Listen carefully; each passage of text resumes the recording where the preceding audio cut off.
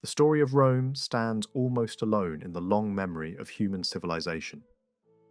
Few empires have shaped the habits, ideas, and landscapes of the world as deeply or for as long. From Rome came the letters many nations still use to write their languages, the calendar that organizes modern time, and enduring notions of law and public duty. The Romans experimented boldly with architecture, giving the world the arch, the dome, and the massive arenas where crowds gathered for spectacle. They also left behind quieter inventions that entered daily life. Durable cement, underground drainage, indoor plumbing, and roads laid with such care that parts of them remain visible today. More than 15 centuries after the ancient capital lost its power, traces of Roman thought and engineering can still be found across continents. In cities of Europe, in distant American republics, in African ports and Asian crossroads, echoes of Roman order continue to appear. Only the global reach of the later British Empire would rival this influence. And even that civilization grew from foundations first shaped by Rome. At the height of its confidence during the 2nd and 3rd centuries, Roman authority stretched over an astonishing expanse.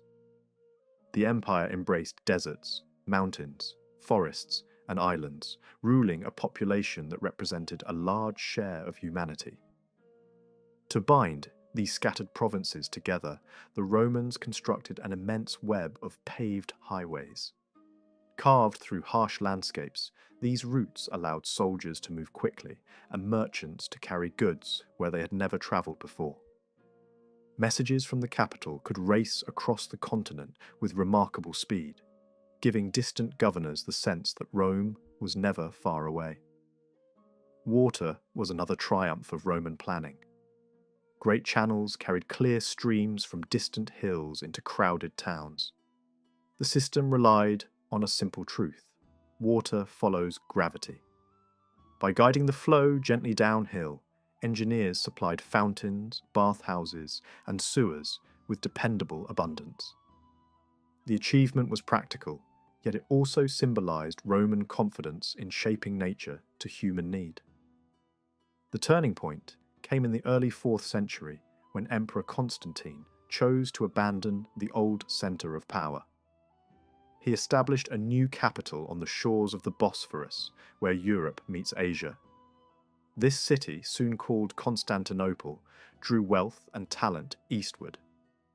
As the new metropolis flourished, the ancient city on the Tiber grew quieter and poorer, almost provincial in comparison. The shift did not destroy Rome overnight, but it weakened the traditions that had held the western provinces together. Beyond the frontiers, neighbouring peoples watched these changes closely. Some crossed the borders as raiders. Others entered Roman service as hired soldiers. Among them, the Goths were the most important. They were not wandering savages as Roman propaganda claimed. The Goths had kings, towns, farmers, traders, and even a written language. Many accepted Christianity, though in a form considered unorthodox by the Roman Church. Families of Gothic warriors settled inside imperial lands, their children learning Latin and marrying Roman neighbours. Given time, the two cultures might have blended peacefully. Instead, distrust and misjudgment drove them apart. Tensions exploded in the year 410 when Gothic forces broke into Rome itself. The event shocked the Mediterranean world, for the city had long been imagined as untouchable. Later generations would treat this moment as the beginning of the empire's final decline, though, in truth, the process had been underway for centuries. The roots of the disaster reached back to earlier times. During the reign of Commodus at the end of the 2nd century, expansion slowed, and the machinery of conquest began to rust. The army, once hardened by constant campaigns, turned into a border police. Young Romans no longer rushed to enlist, and the government relied more on foreign recruits. Without new wars, there was no new plunder, and the economy that had lived on victory began to starve. Long before the sack of Rome, the Goths had already crossed paths with the empire. In the 3rd century, they stormed cities along the Danube, provoking Roman retaliation. Battles were fought, camps overrun, and thousands died. Yet after the violence faded, trade and diplomacy slowly replaced conflict. Gothic merchants visited Roman markets, and Gothic soldiers joined imperial legions. The frontier became a place of exchange as much as defense. Everything changed with the arrival of the Huns from the Asian steppes. These swift horsemen terrified the peoples of Eastern Europe. Seeking refuge, the Goths asked permission to cross the Danube and settle inside Roman territory. The emperor saw opportunity in their request. New settlers could become new taxpayers and soldiers. But fear soon replaced generosity. Officials tried to limit the migrants, disarm them, and control their movement. Promised food failed to appear, and desperation spread among the refugees. Humiliation bred rebellion. Starving Goths marched toward Roman towns, seeking supplies, and were met with closed gates. Anger erupted into open war. The clash reached its climax near Adrianople in 378, where Roman forces suffered one of their worst defeats. The emperor himself died on the field, and the myth of Roman invincibility shattered. For a time, cooperation returned. Romans needed Gothic manpower, and the Goths valued Roman gold. Out of this uneasy partnership rose 2 remarkable figures. One was Stilicho, a commander of mixed heritage who devoted his life to defending imperial unity. The other was Alaric, a young Gothic leader who had learned the ways of Rome while serving in its armies. Their relationship embodied the fragile balance between 2 worlds that were growing ever more entangled. Alaric hoped for recognition and land for his people within the empire. Stilicho believed the Goths could be allies rather than enemies. Political intrigue in the imperial court undermined these hopes. Suspicion toward foreign soldiers grew, and Stilicho was eventually betrayed and executed. Without him, the bridge between Romans and Goths collapsed. Alaric turned his army toward Italy. After years of negotiation and threat, his forces entered Rome in the summer of 410. For 3 days the city endured plunder. Palaces were stripped, tombs broken, and families carried off as captives. Yet even in violence there were limits. Churches were spared, and many citizens found safety behind their doors. The conquerors left with wagons heavy with treasure and with the emperor's sister among their prisoners. The sack did not end Roman rule immediately. Western emperors continued to govern in name for decades, but authority drained away to generals and local kings. Provinces once obedient to distant commands began to follow their own paths. In 476, a Germanic chieftain removed the last imperial figurehead, a boy whose very name recalled Rome's legendary founder. By then, the old order had already vanished. Looking back, the fall appears less like a single catastrophe and more like a slow transformation. The empire had grown too vast for one centre, too complex for one ruler. Peace weakened the armies that war had strengthened, and prosperity faded when conquest ceased to feed it. The movement of peoples across Europe, the ambition of new leaders, and the shifting of the capital eastward all played their part. For much of the late Roman period, imperial rule was no longer centred on one man in one city. Power had been split, shared, and rebalanced again and again, often between 2 emperors overseeing different halves of a single state. One court focused on the European provinces, the other on the wealthy territories of the East and the southern Mediterranean. This arrangement sometimes stabilized the empire, but it also created rival networks of generals, officials, and religious factions, each looking for advantage. By the early 390s, that fragile balance cracked. In the Western sphere, the emperor was removed from the board under suspicious circumstances, and real authority shifted to a powerful military commander. Rather than openly claim the purple, the commander installed a new figurehead. A cultured public speaker with the right image, the right connections, and none of the independent power that could threaten his patron. Behind the scenes, the project was larger than a simple change of leadership. A political program formed around the new regime, aimed at reversing the religious direction of the empire and pushing Christian influence out of public life. The Eastern Emperor, representing the opposite camp, could not ignore what this meant. If the Western court succeeded, the entire imperial system could be pulled into a renewed culture war, with soldiers and cities forced to choose sides. The confrontation became inevitable. In the autumn of 394, two enormous armies met near a cold river valley at the edge of the Alpine world, in the region that is now Slovenia. Each side brought a force so large that the battlefield itself became a kind of moving city of tents, supply wagons, campfires, and animal pens. Among the Eastern Emperor's allies were hardened professional units, commanders with long experience, and a large contingent of Gothic warriors who had fought for Rome under their own leaders. These Goths were not simply auxiliaries scattered in the ranks. They moved as a recognizable body, tied together by loyalty to their commander and by the promise that service would be rewarded with status and security. When fighting began, the Gothic force was pushed to the front and ordered into the most dangerous work. They charged against positions that had been prepared with care, men sheltered behind terrain and defences, controlling approaches to the river line. The assaults were brave, aggressive, and costly. Again and again the attackers surged forward, and again they were broken and thrown back. By the time darkness ended the first day, the Goths had suffered devastating losses. The western side celebrated, convinced the outcome was already decided. In the eastern camp, the mood turned grim. Commanders had seen too many battles to mistake heavy casualties for strength, and they knew how close defeat could be when momentum is lost. The next day brought the kind of brutal struggle that leaves little room for neat hero stories.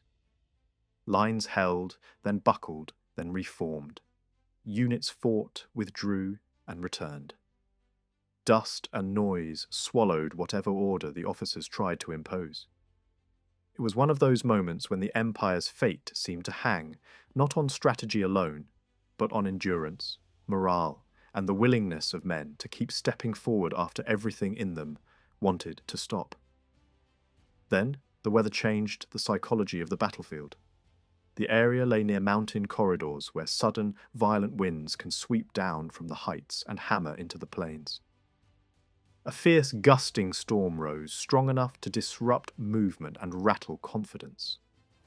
On one side, the wind was taken as a sign that nature itself had turned hostile. On the other, it was interpreted as an omen of divine support. In late antiquity, that difference mattered. When soldiers believed the heavens were against them, fear spread faster than any messenger. The line that looked solid a moment earlier can suddenly feel fragile, and once panic begins, even experienced troops can collapse. As pressure renewed, the Western army broke and ran. The figurehead emperor was captured, displayed as a symbol of the defeated cause, and executed. The general who had built the regime fled into the mountains and died soon after, leaving his supporters leaderless. The Eastern Emperor emerged as the sole ruler of a formerly reunited empire, but the victory carried a hidden cost. Thousands of Gothic fighters had been spent in the hardest attacks, and their commander had watched his people bleed in service to a state that still regarded them as outsiders. In the celebrations that followed, honours flowed through the imperial court, but one man waited for recognition that never arrived. The Gothic leader had expected the reward that Roman politics often promised: a major command, a title that would make him part of the imperial system, rather than a tool used when convenient. That silence became a turning point. What looked like a bureaucratic oversight from the palace felt like an intentional insult from the frontier. Within months, the alliance frayed. The Gothic force turned away from imperial discipline and moved into Roman territory as raiders, striking at vulnerable towns and wealthy estates. It was not only a search for loot, it was a declaration that service without respect had ended. At the same time, another drama unfolded inside the Western court. A senior general, long tied to the ruling family, had become the most influential man around a child emperor. That influence attracted envy and fear. Rivals assembled accusations that blended religion, treason, and xenophobia into a single narrative. The general was said to be untrustworthy in faith, dangerous in ambition, and too willing to compromise with foreign soldiers. In 408, the court moved against him. He fled to a church for safety, trusting that sanctuary would protect him. Promises were made to religious authorities, and he was persuaded to leave under the claim that he would only be detained. Once outside, the truth was revealed. His death had already been decided. He submitted without resistance and was executed. Soon after, his son was hunted down and killed as well. The fallout was immediate and ugly. In the charged atmosphere that followed, suspicion turned into violence against Gothic families living within Roman lands, especially those connected to soldiers serving in the imperial forces. Wives and children were attacked and murdered. News of that massacre ripped through the Gothic ranks. Large numbers deserted the Roman army at once and rallied to their own leader. Not as mercenaries looking for wages, but as men seeking revenge for murdered kin. This sudden shift transformed a dangerous frontier problem into a direct threat to the heart of Italy. The Gothic army moved with speed along the same infrastructure that had once been Rome's pride. The great roads that carried emperors, couriers, and legions now carried an enemy. Along the route, some cities were stormed and punished, while others were bypassed. The target was not random destruction, it was pressure aimed at the greatest symbol of all. When the Goths reached Rome, they tightened a siege around the city and blocked supply routes, including the river traffic that fed the capital. The Romans had walls and pride, but pride does not fill empty granaries. Inside the city, confidence lasted only so long. Food rations were cut again and again. Prices rose beyond reason. Wealthy families could sometimes buy what they needed for a while the poor began to starve. Charitable gifts could delay disaster for a few households, but no private generosity could feed an entire metropolis. As hunger deepened, disease followed, and the streets filled with fear. In crises like this, political blame becomes as important as military defense. Rumors spread and old resentments resurfaced. Traditionalists argued that abandoning the old gods had brought disaster, insisting that public sacrifices and ceremonies should return as they had in earlier centuries. Others resisted, not necessarily from devotion, but from fear of defying imperial policy. Even as the city suffocated, many senators worried that the emperor's anger might be worse than the besiegers. Negotiations began in that tense atmosphere. Roman envoys entered the Gothic camp, trying to speak from a position of dignity, as if the city still held strength in reserve. The Gothic king dismissed the performance and set his price. The demands were not symbolic. They were an inventory of empire. Gold, silver, luxury textiles, dyed hides, spices that had travelled vast trade routes from the east. Such items represented not only wealth, but the far-reaching connections that once made Rome the centre of a global system. The message was blunt: pay or suffer. The Senate agreed because there was no real alternative. treasure rolled out through the gates, and with it a large population of enslaved people of foreign origin who were released to join the Gothic camp. The siege lifted, and the Goths withdrew to spend the season elsewhere. But the pause did not bring peace. The Gothic leader again sought an official command, a legal place in the imperial structure that would turn violence into belonging. The emperor refused, and the refusal was delivered in a way designed to humiliate. The principle was made public that high office should not be granted to men seen as barbarians, as if honour itself could be contaminated by their presence. The result was predictable. The Goths returned. The city was surrounded again. Then, late in August 410, the gates were opened from within. Whether it was betrayal, despair, or sabotage, the fact remained. Rome's defences were bypassed. War cries echoed through streets that had not heard a foreign army in centuries. For days the city was looted. Houses, villas, and monuments were stripped. Families were seized, with the wealthy held for ransom and others pushed into slavery. Yet even in this violence, a boundary existed. Churches served as places of refuge, and the Gothic leadership issued orders that religious sanctuaries should not be plundered. That decision did not erase the horror, but it shaped how survivors remembered the catastrophe. The city was wounded, not annihilated. News travelled fast. Across the Mediterranean world, people struggled to comprehend what had happened. Refugees scattered through Italy and beyond, carrying stories of hunger, panic, and loss. In distant religious communities, the crisis was felt not as a political event, but as a human flood. Crowds needing food, care, and comfort. Some observers set aside their studies and routines because the emergency demanded action.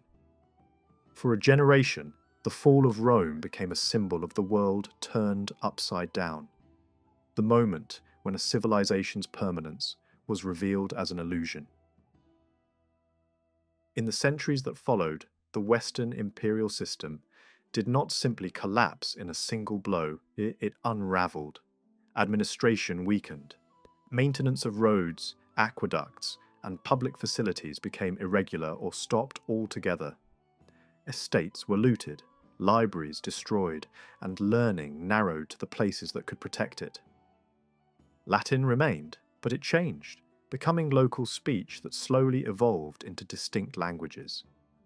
The old imperial map fragmented into new territories ruled by different peoples, many of them once labelled barbarians, now building their own states on Roman ground. Amid that upheaval, one institution persisted with enough organisation to preserve pieces of the past. Church leaders took on civic duties in cities where imperial officials were absent. Communities of monks copied texts and collected what could be saved. Schools formed around religious centres, keeping literacy alive in pockets. Over time, those small centres of learning became foundations for later scholarship. The West lost much, but it did not lose everything, and a thread of continuity survived through institutions that could outlast armies and courts. While the Western provinces struggled, another force was reshaping the broader world. The arrival of the Huns. Rumours about them moved faster than the riders themselves. They were described as terrifying beyond measure, a people who appeared suddenly from the eastern horizons and left devastation behind. Much of what was said about them was exaggerated or fantastical, the kind of story frightened communities tell to explain the incomprehensible. Yet the fear was real, because the raids were real.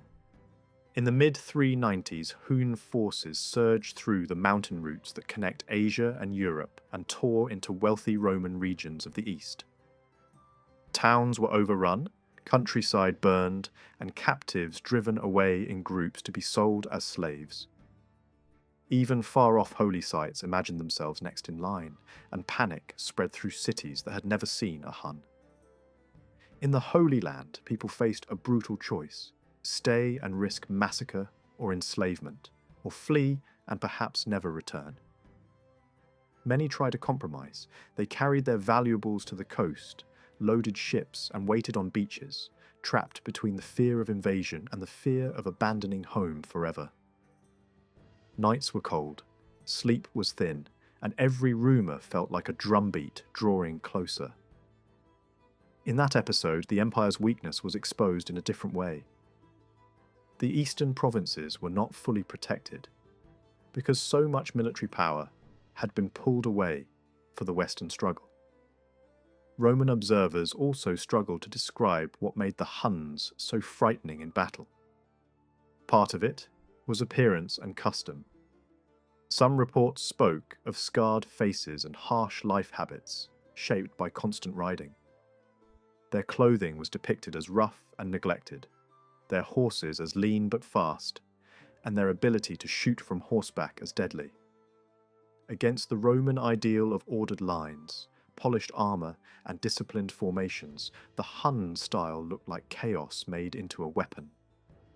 They attacked in fluid bands, striking from multiple directions, breaking off, then returning suddenly to shower enemies with arrows. To those who faced them, it felt like fighting a storm. Whether every detail in the stories was accurate mattered less than the effect those stories had. The Huns became a symbol of unstoppable danger, the force that pushed other peoples into motion and drove waves of migration across the continent. In that sense, the Huns were not only raiders, they were a catalyst. Their pressure helped destabilize border regions, forced alliances and betrayals, and added to the chain reaction that made the late Empire so volatile. Fear alone did not make the Huns dangerous. Their real edge came from skill that most settled armies could not match. Elite riding and lethal archery performed at speed. The bow used for war was not a simple hunting tool. It was a carefully engineered weapon built from multiple materials, combining wood with horn, bone, and hardened sinew. Its shape stored power even at rest, and in trained hands it delivered a level of accuracy that shocked opponents accustomed to slower, foot-based archers. At short and medium ranges, a hit was expected rather than hoped for. At longer distances, the arrow still carried enough force to wound or kill, turning open ground into a danger zone. Many societies fielded archers, but most fought on foot and needed stable ground, clear lines and protection from cavalry. The Huns inverted that logic. They did not treat the bow as support for the army. The bow was the army. Their fighters moved as a mass of mounted archers, less like heavy formations and more like a fast-moving storm. Even when riding hard across uneven terrain, they could release arrows with unnerving precision.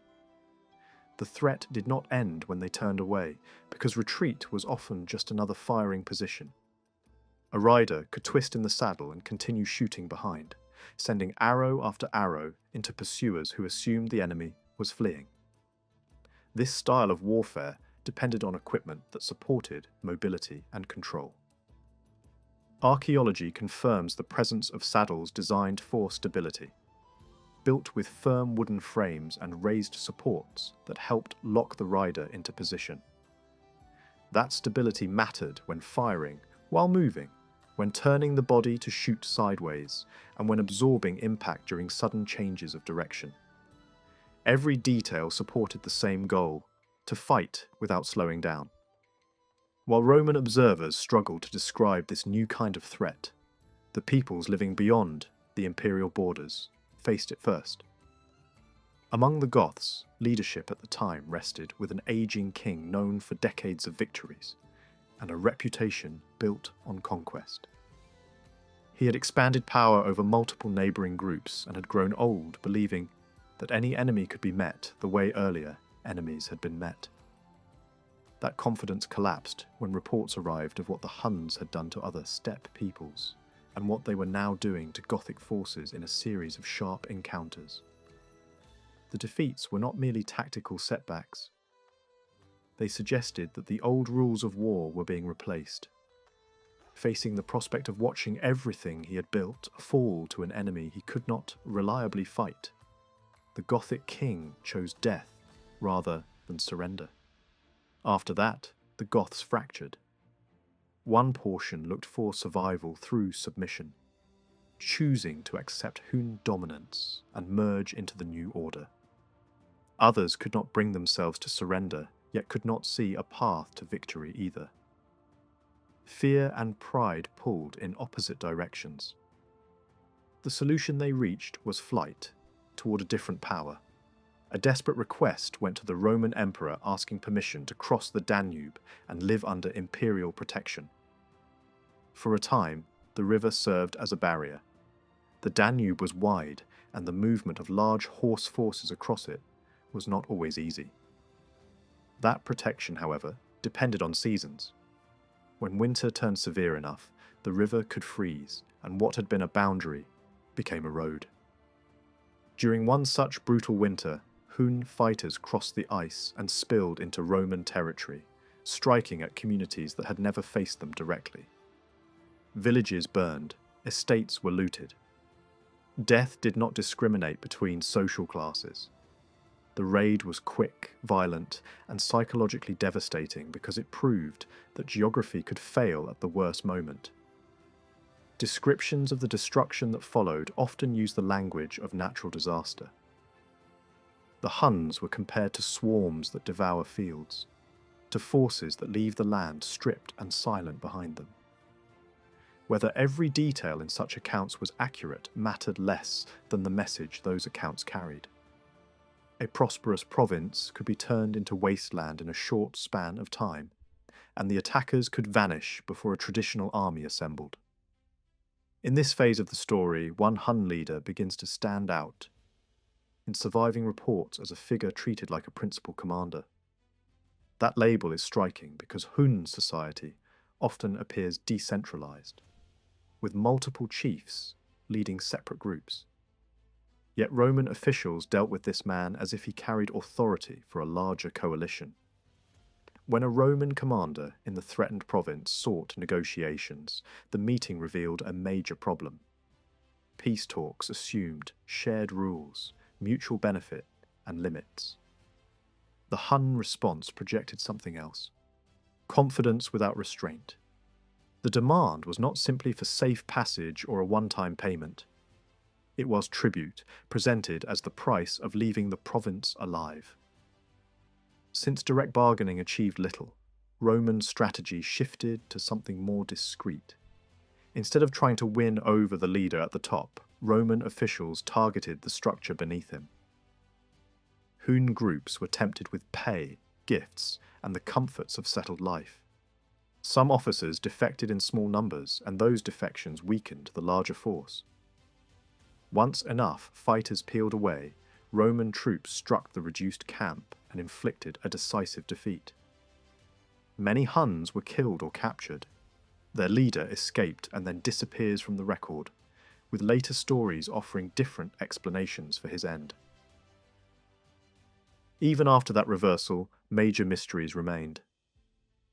The true size of Hun populations is difficult to pin down, partly because outside observers often inflated numbers in fear or propaganda, and partly because mobile societies leave fewer administrative traces than empires do. Some ancient writers imagined enormous hordes, entire nations moving as one. That image is hard to reconcile with logistics. A vast migrating mass would have struggled to feed itself, especially if it relied on hunting and foraging while constantly moving. A more plausible picture is smaller, highly effective warrior groups that created outsized terror by striking quickly, forcing other peoples to move, and spreading panic far beyond the immediate battlefield. Life among the Huns was defined by motion rather than settlement. Permanent towns and farming communities do not appear as a central feature in descriptions of their society. Herds and flocks provided milk and meat, and animal skins supplied materials for tents and clothing. Goods that required specialized production, especially metal weapons and armor, were often acquired through trade, looting, or scavenging from the dead. Bows and arrows were produced within the culture because they were essential. Other equipment could be taken. This way of life shaped how captivity and slavery worked in Hun raids. A mobile society had limited use for large numbers of enslaved labourers. Keeping captives would slow movement and create constant escape risk. That did not prevent profit. Captives could be ransomed if they were valuable, or sold quickly to dealers who would move them into the larger slave markets of the ancient world. Warriors might be pressured into serving, especially if they could fight, with the promise of wealth in future raids. The goal was speed: raid, collect value, and move on. At the turn of the 5th century, observers in the Roman world struggled to predict what the Huns wanted. A mobile force occupying parts of Central Europe raised terrifying possibilities. Was this a temporary base for seasonal raids? Was it the beginning of a broader sweep into the western provinces? Would they eventually return east, loaded with spoils, leaving destruction behind? People far from the frontier wondered the same thing, because the answer affected everyone from emperors in palaces to families living in remote villages. Then a single name begins to dominate the story: Attila. Later, memory turned him into a symbol, a figure used to explain catastrophe as divine punishment. But the historical reality begins with politics inside Hun society. For generations, Hun groups acted independently. Over time, successful warfare made unity more attractive. Coordinated action brought greater pressure, greater tribute, and greater wealth. Leadership consolidated, first through shared rule, and then through one dominant ruler. Under Attila's command, Hun power expanded dramatically. Raiding and intimidation were combined with negotiation and carefully calibrated cruelty. Tribute flowed from frightened governments. Cities and provinces learned that refusal could bring ruin. Hun wealth transformed the material life of the ruling class. What had once been a hard existence on the edge of subsistence became something else, as wagons that carried basic household goods began to carry treasure, fine objects, and coin. The relationship with the Eastern Roman government became a cycle of fear and extraction. Treaties demanded increasingly large payments in gold, the return of deserters, the exchange of prisoners, and strict limits on alliances that could threaten Hun interests. Agreements were not merely diplomatic documents. They were instruments designed to isolate the empire and maximize Hun leverage. When the imperial court hesitated or delayed, the response was often violence along the Danube frontier, aimed at towns that could not defend themselves and at roads that carried trade and communication. Even while Hun power grew, their way of life remained strikingly different from the settled societies they terrorized. Conquered cities were not typically occupied and rebuilt as Hun centers. Farming did not become the foundation of their economy. Mobility remained central. That difference made their intentions harder to read. A settled conqueror builds institutions. A mobile conqueror builds fear, networks of tribute, and temporary control. Descriptions of Attila in first hand. Accounts emphasize contrasts. The court around him could display wealth and ceremony, yet the ruler himself could project simplicity, presenting an image of a leader untouched by luxury, even while commanding enormous riches. That image served a purpose. It suggested discipline, authority, and a kind of inevitability, as if power flowed from character rather than from gold. Even diplomacy could carry hidden blades. At one point, a major embassy was sent to the Hun ruler, presented as negotiation, while secret elements within the imperial court hoped assassination would solve the problem more cleanly than tribute ever could. The plan failed. The Han leadership learned of it, and the response was calculated. The envoys were not slaughtered. They were treated with controlled restraint and sent back alive. A decision that carried its own threat. The empire could be humiliated further, and its fear could be monetized again. By the late 440s, Attila stood at the peak of his influence, commanding the largest concentration of mobile power Europe had seen in centuries. Yet even then, uncertainty remained about what would follow. Would this pressure break the empire entirely? Would the Huns settle and become rulers of provinces? Or would they remain what they had always been, a force that arrives, strips value from the land, and moves on, leaving others to rebuild in their wake? The ancient world had no clear answer, only the growing sense that its future depended on the will of a single man and the speed of horses under him. In the late 400s, as diplomatic missions came and went and tribute flowed across borders, a story began circulating through the Hun camps that would matter as much as any treaty. It started with something ordinary. A herdsman noticed an animal returning from the grasslands with a wounded foot. Tracing the line of blood through the tall vegetation, he found the cause. A piece of metal jutting from the ground. He dug it out and uncovered a corroded sword, old enough to look useless, but striking enough to draw attention. Carried back to camp, the weapon became more than a curiosity. Attila understood the value of symbols. He presented the sword as a sign of fate, a sacred object tied to war and victory, proof that the gods favoured his leadership and expected greater deeds. In a society held together by movement, loyalty, and fear, a shared talisman could work like a banner. It turned ambition into destiny and made conquest feel inevitable rather than risky. Soon after, events in the Western Empire offered Attila the political excuse he needed. A dispute within the Roman imperial family became a pretext for intervention. In 451, Hun forces surged westward into the heart of Germany and Gaul. The campaign unfolded with speed and intimidation. City after city faced assault, plunder, or destruction.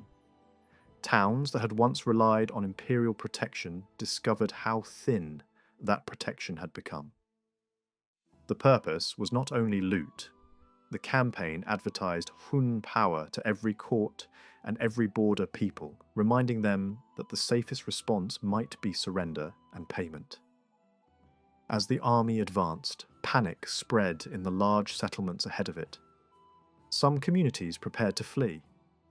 Others looked for spiritual reassurance, hoping prayer and endurance would matter as much as walls and weapons. In at least one major city, civic leaders urged residents to remain, to hold their ground, and to refuse to collapse into chaos. Whether by choice or calculation, Attila did not strike that target. Instead, he turned toward another strategic city and began a siege. This was the moment when the Western Roman government gathered what strength it still had. A coalition formed that included Roman forces and allied groups who understood that if the Huns were not stopped, no frontier would hold. The commander at the centre of this effort was a man shaped by an unusual background. As a youth, he had lived among the Huns as a hostage, a standard practice in late antiquity diplomacy. Hostages were often treated well, but the arrangement was built on threat. Treaties could be enforced with blood if either side broke its word. Living in Hun territory gave the young Roman exposure to their methods, their pace of war, their use of mounted archery, and the psychology of steppe campaigning. Those years also created personal connections that would later matter in negotiations and strategy. When the coalition approached, Attila shifted his army away from the immediate siege and moved toward open ground, where horse warfare had the greatest advantage. A wide plain offered room to maneuver, to circle, to feint, and to exhaust slower opponents. The Roman commander refused to grant that advantage. He took higher ground instead, forcing Attila into a costly assault uphill. The battle that followed was chaotic and violent, filled with sudden charges and countercharges. One wing of the Hun army buckled under pressure, and Attila drew the centre back toward a fortified camp. Pursuers who pressed too hard ran into concentrated archery from behind earthworks and paid heavily for it. Night ended the fighting without a clear annihilation. At dawn, the coalition did not storm the Hun camp. The field was left open, and Attila withdrew with the surviving core of his force. The reasons for this restraint remain debated. What mattered to contemporaries was the result. Attila's vision of an unstoppable Western expansion had been checked, and the myth of perfect Hun invincibility had been damaged. Even if the battle did not destroy the Hun army, it proved that strategy, terrain, and alliances could limit what sheer mobility might otherwise achieve. Attila did not accept the setback as final.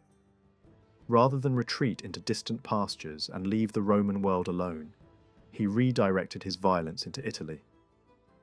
In 452, Hun forces crossed the Alps and poured into the north.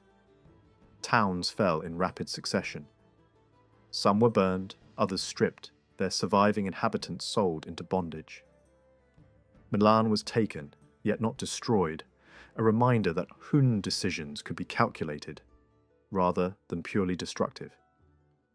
Stories spread of Attila staging symbolic gestures inside captured palaces, using art and spectacle to reverse the Roman image of superiority and replace it with his own. Italy feared that the next step would be Rome itself. An embassy was sent to meet Attila and ask for withdrawal. The negotiations were held privately, and no reliable transcript survives. What is clear is that Attila agreed to pull back. Later, tradition surrounded the meeting with miracle and vision, as if saints and supernatural threats had forced the conqueror's hand. A more practical explanation fits the broader situation. Northern Italy had suffered severe shortages and disruption. An army living off the land risked starvation and disease if it pushed deeper into a region that could not feed it. Withdrawal preserved the force, and Attila had already achieved what mattered most: terror, tribute, and a demonstration that the empire's heartlands were vulnerable. A year later, Attila died suddenly after taking a new wife. The end was abrupt and almost anticlimactic compared to the scale of his reputation. Rumours grew around the burial, describing secret measures meant to hide the grave and prevent enemies from desecrating it. Whatever the details, the political consequence was unmistakable. Attila's strength had been his ability to unify competing groups under one direction. Without that singular authority, Hun cohesion fractured. Rival factions emerged, the confederation loosened, and over time Hun groups drifted away from their positions in Central and Eastern Europe. The power that had terrified emperors and driven migrations across the continent faded from the Western record, absorbed into other peoples and other stories. While the Hun storm began to pass, another force was still moving through the cracks of the empire: the Vandals. The modern word tied to wanton destruction would eventually attach itself to their name. But that label says more about later politics than about what the Vandals actually did. Their historical significance lies not in mindless ruin, but in strategic success. Among the migrating peoples of the era, they achieved something rare. They did not merely settle on Roman land. They built a power base that challenged Rome in its own core environment. Their turning point came during a winter when the Rhine froze hard enough to carry mass movement across it. For tribes under pressure from hunger, warfare, and the chain reaction of displacement, triggered by steppe invasions, the frozen river became an open gate. The Vandals crossed into Gaul and began a long trek through provinces that could no longer rely on consistent border defence. Earlier centuries had featured dense frontier garrisons and rapid response. By the early 5th century, those systems were strained. Roman forces increasingly relied on mobile, field armies positioned deeper inland. These could fight effectively when they arrived, but they could not be everywhere. Raiders and migrants could burn farms, strip towns, and slip away before the nearest force could intercept. The Vandals faced resistance, especially from groups allied to Rome, and suffered losses. Their king died during fighting, and leadership passed to his successor, who urged movement southward. Attempts to break through into Spain initially met obstacles from local Roman power brokers, with private forces. That resistance did not last. Internal Roman rivalries removed key defenders, and the route into Spain opened. In the years that followed, Spain endured hardship beyond invasion. Famine and disease swept the peninsula in repeated waves, and social order weakened. By the time the Vandals consolidated control over sections of Iberia, they found a land richer and warmer than the regions they had left behind. Yet Spain was contested ground. Other powerful groups also sought the peninsula, and prolonged conflict threatened the Vandals' survival. A decisive solution emerged under a new leader, a man described by contemporaries as disciplined, shrewd, and relentless. He did something almost no other migrating people attempted at scale. He built ships. The Vandals were not born sailors, but time spent in coastal regions exposed them to maritime skills and shipbuilding knowledge. They learned quickly, adapted local expertise, and assembled a fleet capable of transporting an entire people. In 429, tens of thousands crossed from southern Spain to North Africa, through the narrow strait separating the continents. The move was breathtaking in its ambition. Only a short time earlier, this was a group fleeing starvation and pressure. Now, it was a mobile nation, transporting families, warriors, and leadership across the sea into one of the most valuable regions of the Mediterranean world. North Africa was not just another province, it was a source of wealth and grain, a critical pillar of the wider Roman economy.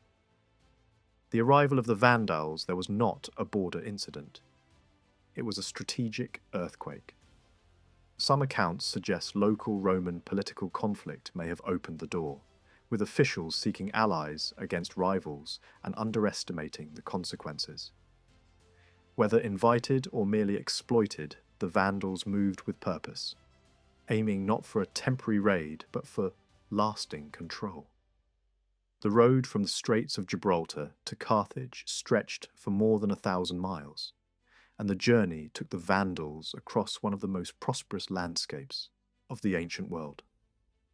By the time their columns reached the outskirts of the great African capital, the political situation that had first encouraged their crossing had changed completely. The Roman governor who had once looked for their support had reconciled with the imperial court, and now presented himself as a loyal servant of the emperor. From his perspective, the foreign army outside the walls was no longer an ally but an unwelcome complication. Carthage itself was a city accustomed to wealth and confidence. Merchant ships crowded its harbours, carrying grain, oil, wine, and fruit to every corner of the Mediterranean. Its neighbourhoods were filled with villas, baths, theatres, and markets that rivaled those of Rome. The Vandals had spent months moving through this fertile region and had seen with their own eyes how much could be taken from it. Expecting them to turn back after such a journey was to misunderstand the nature of their migration. Instead of departing, their king decided that North Africa would become their new homeland. The first major target was Hippo Regius, a port city whose reputation rested as much on religion as on trade. The siege coincided with the final illness of the city's most famous resident, the aging bishop whose writings had shaped Western Christianity. After months of hardship, an agreement was reached. The inhabitants would be allowed to leave with their possessions, and only then would the Vandals occupy the town. From that base, the conquest of the province unfolded, helped by the fact that Africa had long been considered safe and therefore lightly defended. Roman forces resisted when they could, yet the balance favoured the newcomers. Within a few years, the Vandals controlled a broad belt of territory, though the ultimate prize, Carthage, remained out of reach. A treaty recognised what had already been lost, granting them legal possession of the lands they held. For a people who had once struggled on the margins of Europe, this was an astonishing transformation. Ports and harbours now lay in their hands, and with them the ability to project power across the sea. Peace proved temporary. In 439, the Vandals launched a sudden assault on Carthage and captured the city with little difficulty. Over the next years, their realm expanded from Numidia to the heart of Tunisia. Contemporaries began to describe their ruler as master of both land and water, acknowledging the emergence of a new maritime state at the centre of the Mediterranean. Religious divisions sharpened the conflict. The Vandals followed a version of Christianity that differed from the faith of most Roman Africans, and mistrust soon turned into persecution. Churches were seized, clergy exiled or killed, and entire congregations suffered violence. These actions deepened hostility between conquerors and conquered and ensured that the new kingdom would never rest on firm foundations. Yet in daily life, the Vandals absorbed much of the culture around them. They adopted Roman dress, enjoyed the baths and spectacles, and gradually replaced their own language with Latin.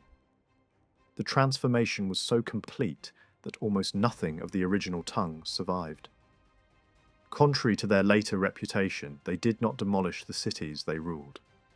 They preferred to inhabit the villas and public buildings left behind by Roman owners, turning African towns into centres of Vandal aristocracy. Their most significant achievement was naval power. From Carthage, they dispatched fleets that seized Sardinia, Corsica, and the Balearic Islands, creating a chain of bases across the Western Sea. Sicily, rich in grain and strategically placed, became a particular objective. Control of these waters threatened the lifelines of Italy and challenged centuries of Roman dominance. The conquest of Africa altered the balance of resources within the empire. The region produced millions of bushels of grain each year, feeding not only local populations but also the vast crowds of Rome and Constantinople. With those harvests in foreign hands, the Western capital felt the pressure immediately. Shortages did not bring starvation, yet they undermined the delicate system of public distributions that kept urban society stable. Grain became a political weapon, as valuable as any army. In 455, the crisis reached its climax. Political turmoil in Rome removed the last effective defences, and the Vandal fleet sailed for Italy. Panic emptied the streets as citizens fled toward the countryside. The emperor himself attempted to escape and died amid the chaos. Unlike earlier invaders, the Vandals entered the city by arrangement rather than storm.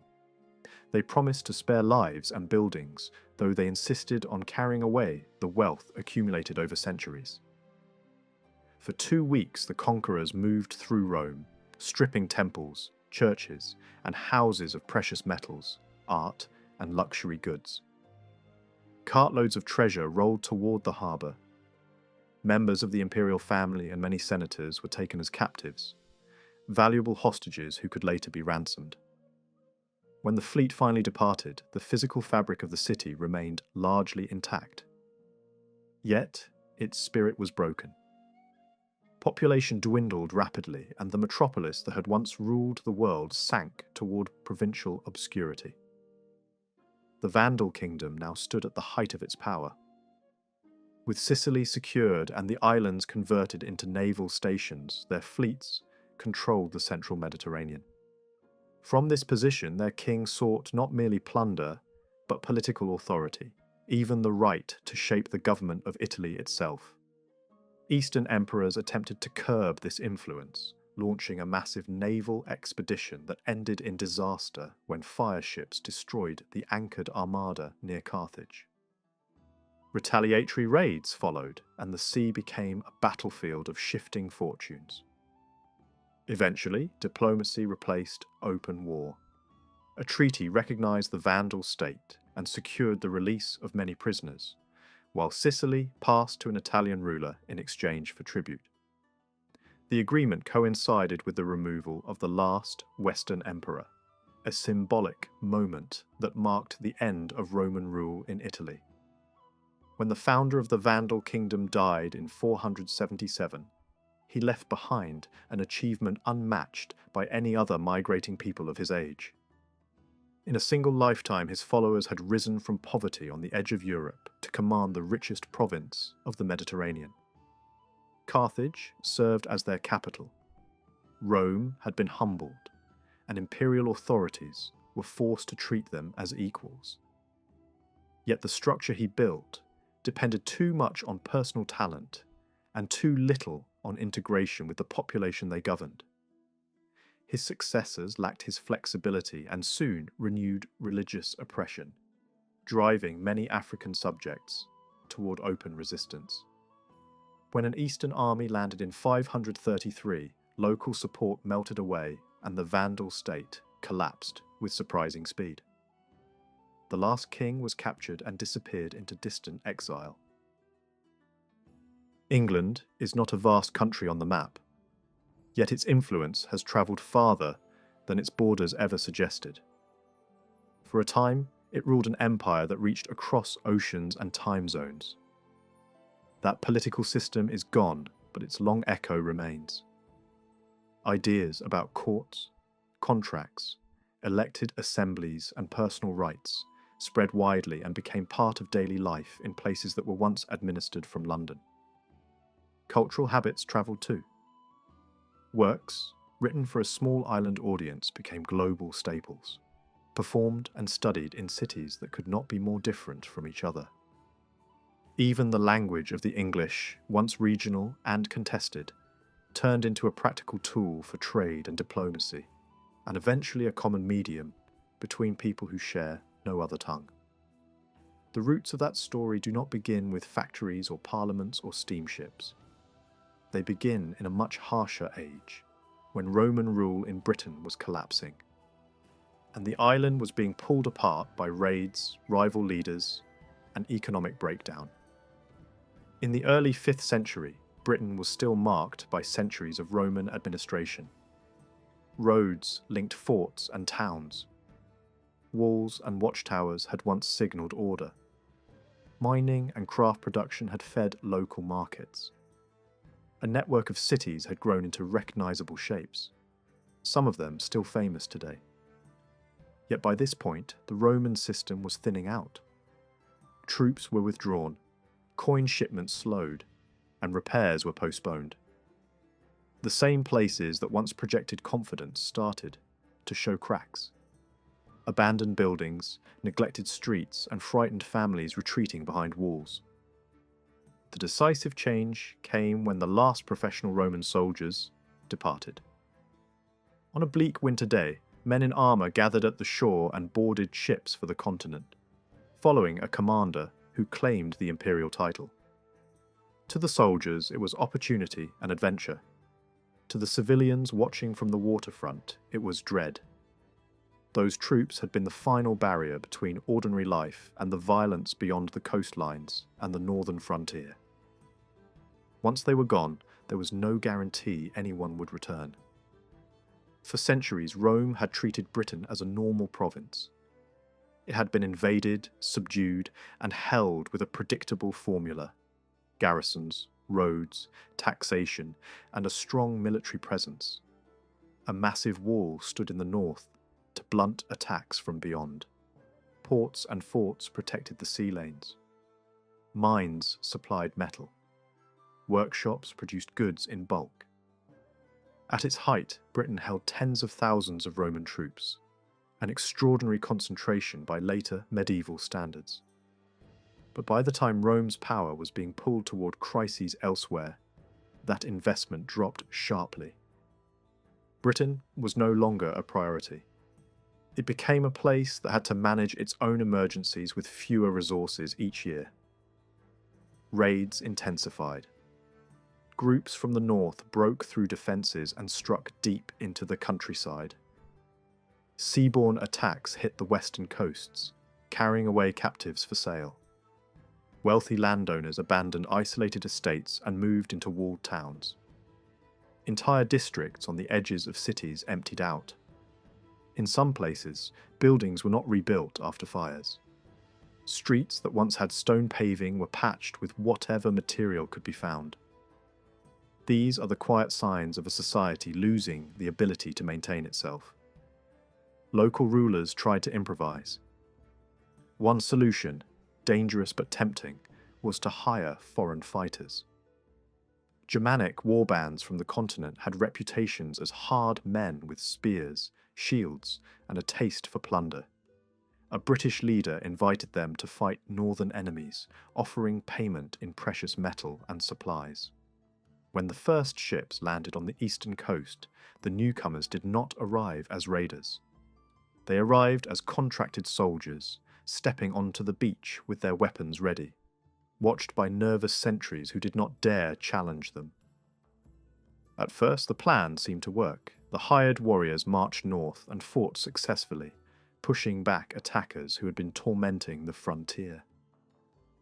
For a brief moment, it looked like the island had found a substitute for the Roman legions. Then the bill came due. The agreement depended on payment, and payment depended on a money supply that no longer functioned as it once had. With Rome gone, the flow of coin was unreliable. Substitutes were offered: livestock, equipment, and goods. Yet disputes over value escalated. Negotiations failed. The mercenaries decided to take what they wanted by force. What followed was not a tidy change of rulers. It was a breakdown of security on a terrifying scale. Settlements were attacked. Defensive walls were breached. Fires swept through buildings that had stood for generations. People who had once lived within a Roman civic framework fled towards safer ground. Messages went out begging for help from Roman commanders across the sea, but the empire was fighting for its life elsewhere and had no troops to spare. Britain had become a problem without a solution. Over the following decades, the fighting hardened into a long conquest. The newcomers were not one people, but several closely related groups from the North Sea world, arriving in waves. Local victories by the Britons did occur. At times, a Roman-trained leader managed to organize resistance and deliver heavy defeats. Later, tradition would wrap these struggles in heroic legend, but the reality was simpler and bleaker. Battles won time, not peace. The invaders regrouped, reinforcements arrived, and the pressure resumed. One of the strangest outcomes of the period was the fate of London. For reasons that remain unclear, the city was largely abandoned for generations. A place that had once been a major Roman centre on the Thames became a shell, its population scattering elsewhere. When a new settlement eventually formed in the region, it did not fully revive the old urban core. It grew in a different way, reflecting a different society. As Roman structures emptied and decayed, the landscape changed. Stone villas and baths that required specialized maintenance fell silent. The new elites preferred timber halls, large gabled buildings with a central fire, long benches, and a leader's seat at the far end. Power was personal and local. Status was displayed in weapons, jewelry, and loyalty. Communities were bound to a lord and his warriors, and reputation mattered as much as land. Literacy and the old bureaucratic habits shrank. Poetry and song survived more easily than administration, and the wider world beyond the hall often felt dangerous and unknowable. Yet the story did not end in isolation. Over time, missionaries arrived from the continent and introduced Christianity to the new kingdoms. Conversion was uneven, but it happened faster than outsiders expected. The new faith offered a moral universe that felt more hopeful than older, fatalistic traditions. It also carried something else: a bridge back to the wider European world, with its books, its institutions, and its memory of Rome. The conquerors who had helped bury Roman Britain eventually adopted a religion shaped by Rome and tied themselves into networks that stretched across the continent. From those centuries of upheaval came a new identity. The island's eastern and southern regions became the core of a Germanic-speaking society whose language evolved into English. Over many generations, that language and the institutions built around it would travel far beyond Britain.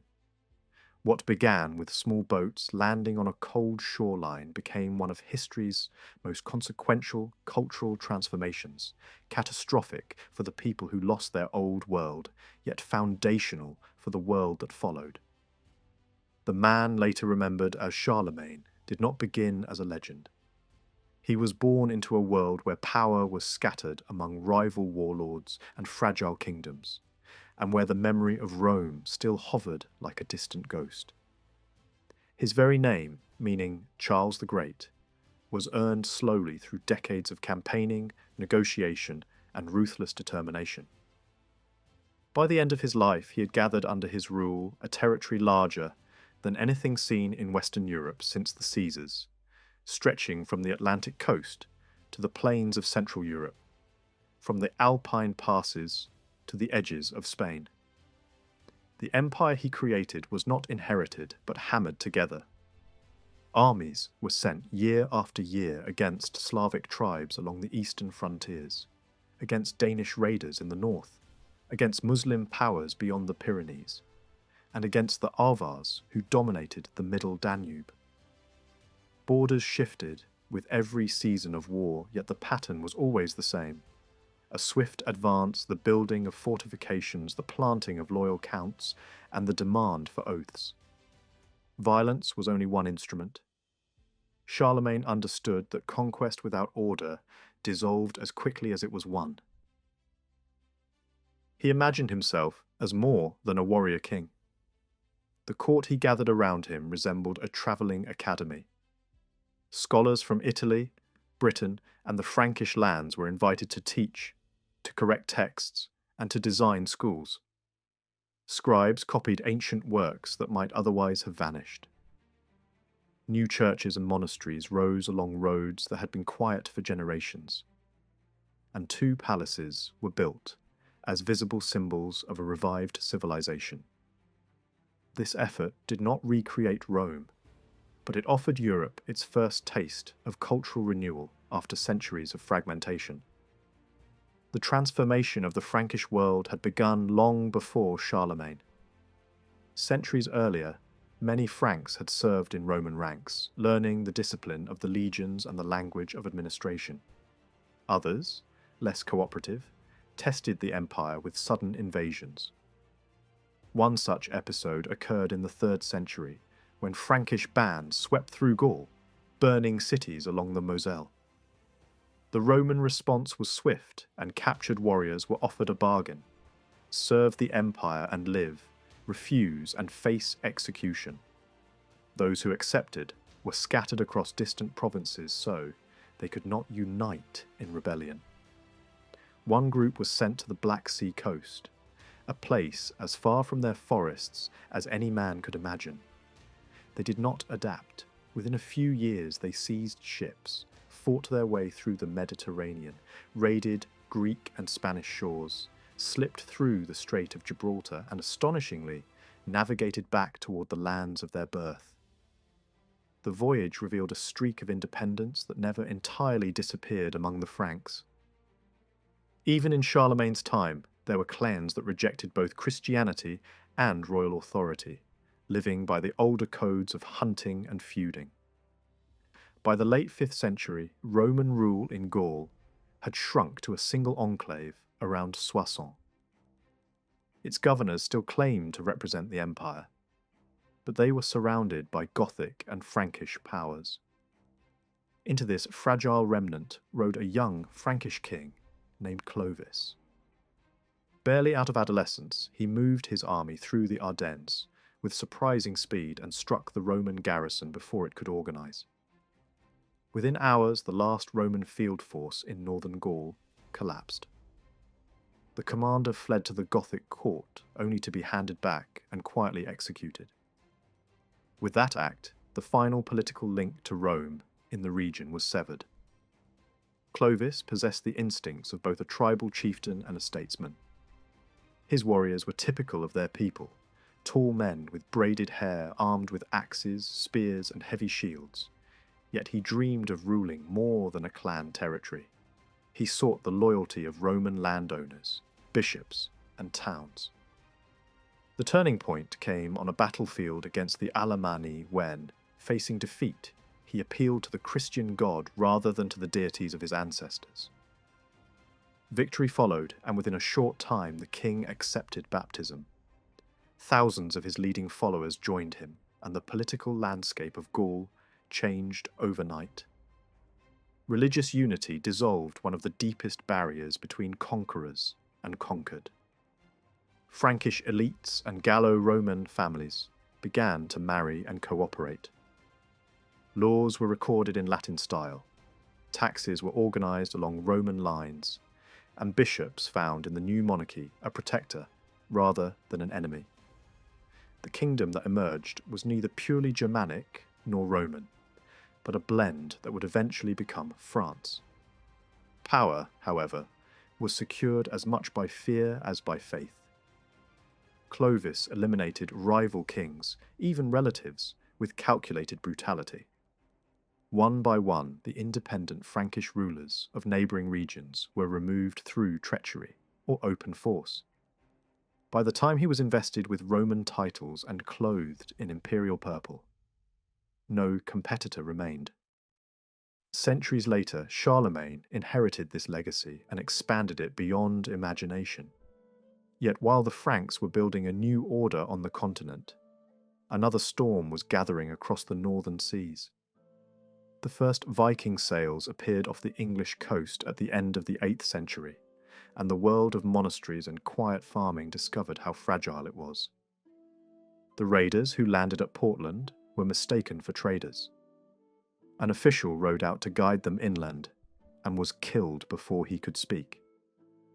A few years later, the attack on Lindisfarne shocked all Christendom. Monks slaughtered, treasures torn from altars, manuscripts scattered in the surf. To the victims, the newcomers seemed less like men than forces of nature, swift as hornets, merciless as wolves. England at that time was prosperous but divided. 7 rival kingdoms competed for influence, and their churches glittered with offerings of gold and silver. Such wealth, unguarded by professional armies, was irresistible. Viking ships, built light enough to beach on any riverbank, carried warriors deep into the countryside. They struck towns, seized livestock, and captured people to sell as slaves. Libraries burned, and with them centuries of learning. Yet the invaders were not utterly foreign. Their language resembled Old English, and many customs were shared. Over time, intermarriage and conversion softened hostility. The greatest unintended gift of the Vikings was political. By destroying most royal dynasties, they forced the English to unite under a single crown, laying foundations for a stronger kingdom. Across the late 8th and 9th centuries, raids from Scandinavia evolved from sudden coastal strikes into a sustained contest for control across the British Isles. The assault on Lindisfarne in 793 became a symbol, but it was followed quickly by other blows. The next years saw attacks on northern religious houses and island communities, and by the mid-70s raiders were reaching deep into the waters around Scotland.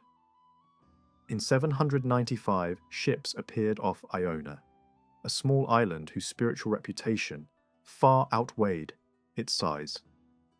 Iona had long been known as a centre of learning, a place where books were copied, prayers were sung, and pilgrims travelled to honour a revered saint. That fame also meant treasure, and treasure drew danger. The first raids did not end the story.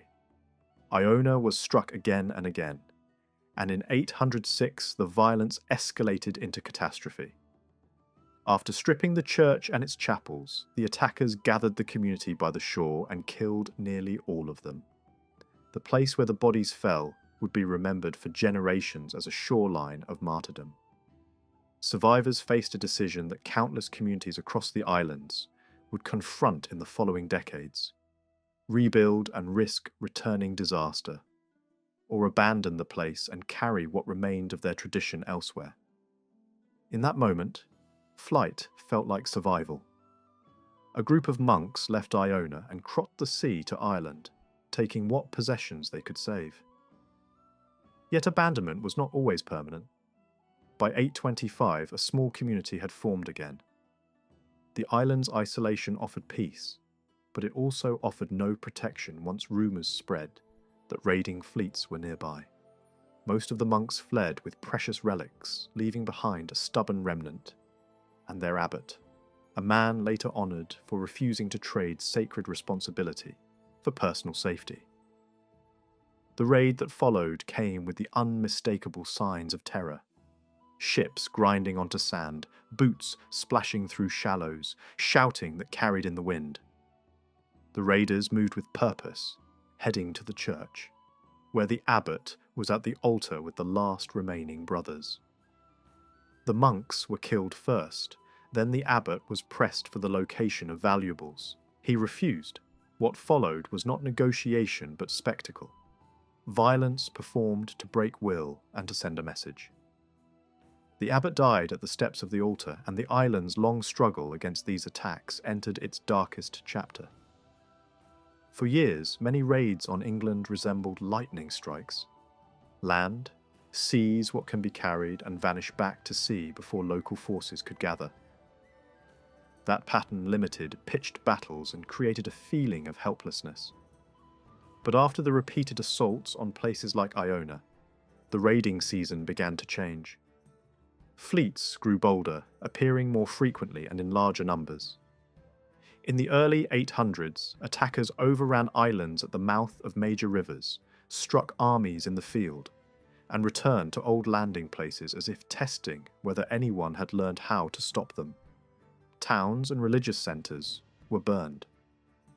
Major cities were sacked more than once. The geography of the Thames, with its access to the interior, became especially important. It was a corridor that allowed invaders to threaten both commerce and political centres. A turning point arrived in 851 when a large force sailed into the Thames estuary with hundreds of ships. The choice to remain in England through the winter signalled something new. It suggested planning, supply, and the start of occupation rather than passing predation. From that point on, raids increasingly merged into campaigns. Instead of stealing and leaving, leaders aimed to break kingdoms one by one, taking strongholds, forcing tribute, and installing their own authority. By this time, England was no longer a land of many small realms. Consolidation had reduced the political map to a smaller number of major powers, and that made conquest more straightforward. Northumbria became an early target. In 866, a large Scandinavian force entered the north and seized York, a fortified and comfortable prize that offered shelter and strategic value.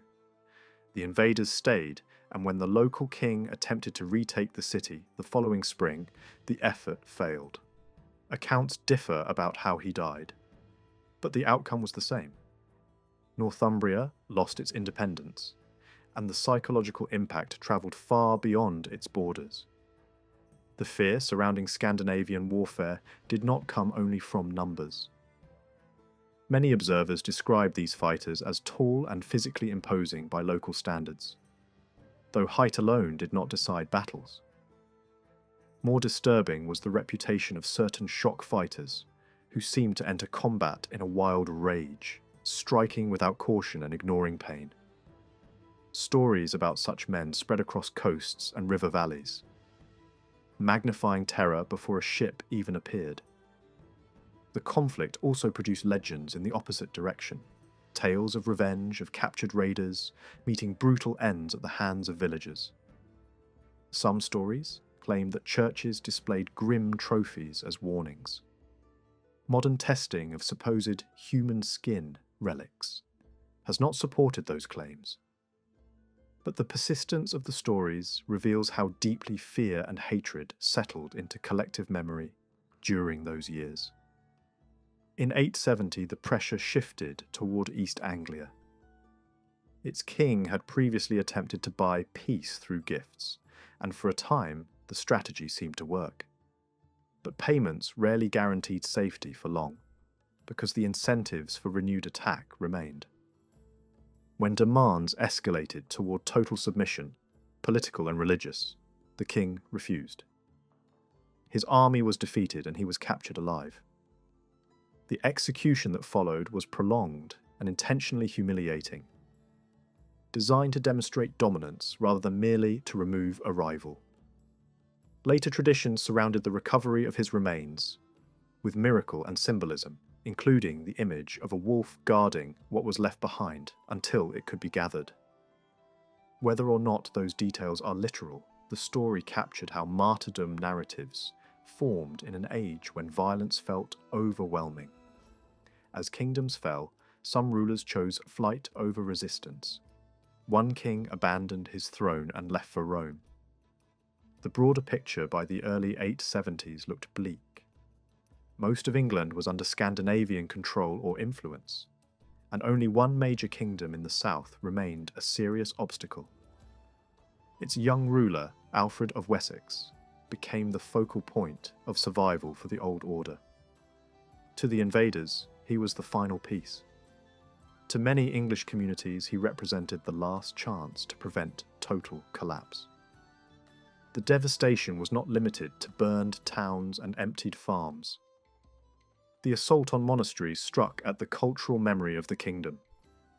These houses were not only places of worship, they were schools, libraries, workshops, and diplomatic nodes connecting England to wider Christian learning. When shelves of manuscripts were destroyed and communities were slaughtered or enslaved, the loss was measured in generations. Literacy could decline quickly when the institutions that trained scribes and preserved texts were removed. In the winter of 878, a sudden strike sought to finish the remaining resistance. A Viking force attacked a royal centre at night, breaking through defences before adequate forces could respond. The king escaped into the wilderness with a small group, carrying his family into hiding under the cold pressure of midwinter. This retreat later became central to Alfred's legend. The image of a hunted ruler reduced to survival, moving through forests and marshes, while his enemies occupied his heartland. The hiding place was a patch of higher ground in the Somerset marshes, difficult to reach and easy to defend if approached carefully. Life there was harsh and uncertain, but it offered concealment and access to food from fishing, hunting, and scattered farms. From this base, resistance did not end. It shifted into endurance and opportunism. Stories later attached themselves to this period, tales of disguise and intelligence gathering, and the famous anecdote of neglected bread burning on a hearth while the king, distracted by crisis, failed to watch it. These tales were written down much later and cannot be proven, but they illustrate how a society explains recovery through human-scale scenes, rather than strategy alone. By spring, the king sent messages across regions where enemy control was weaker, calling local militias to assemble at a known landmark. Men arrived expecting rumours, only to find their ruler alive. The meeting became the emotional turning point. Despair transformed into resolve.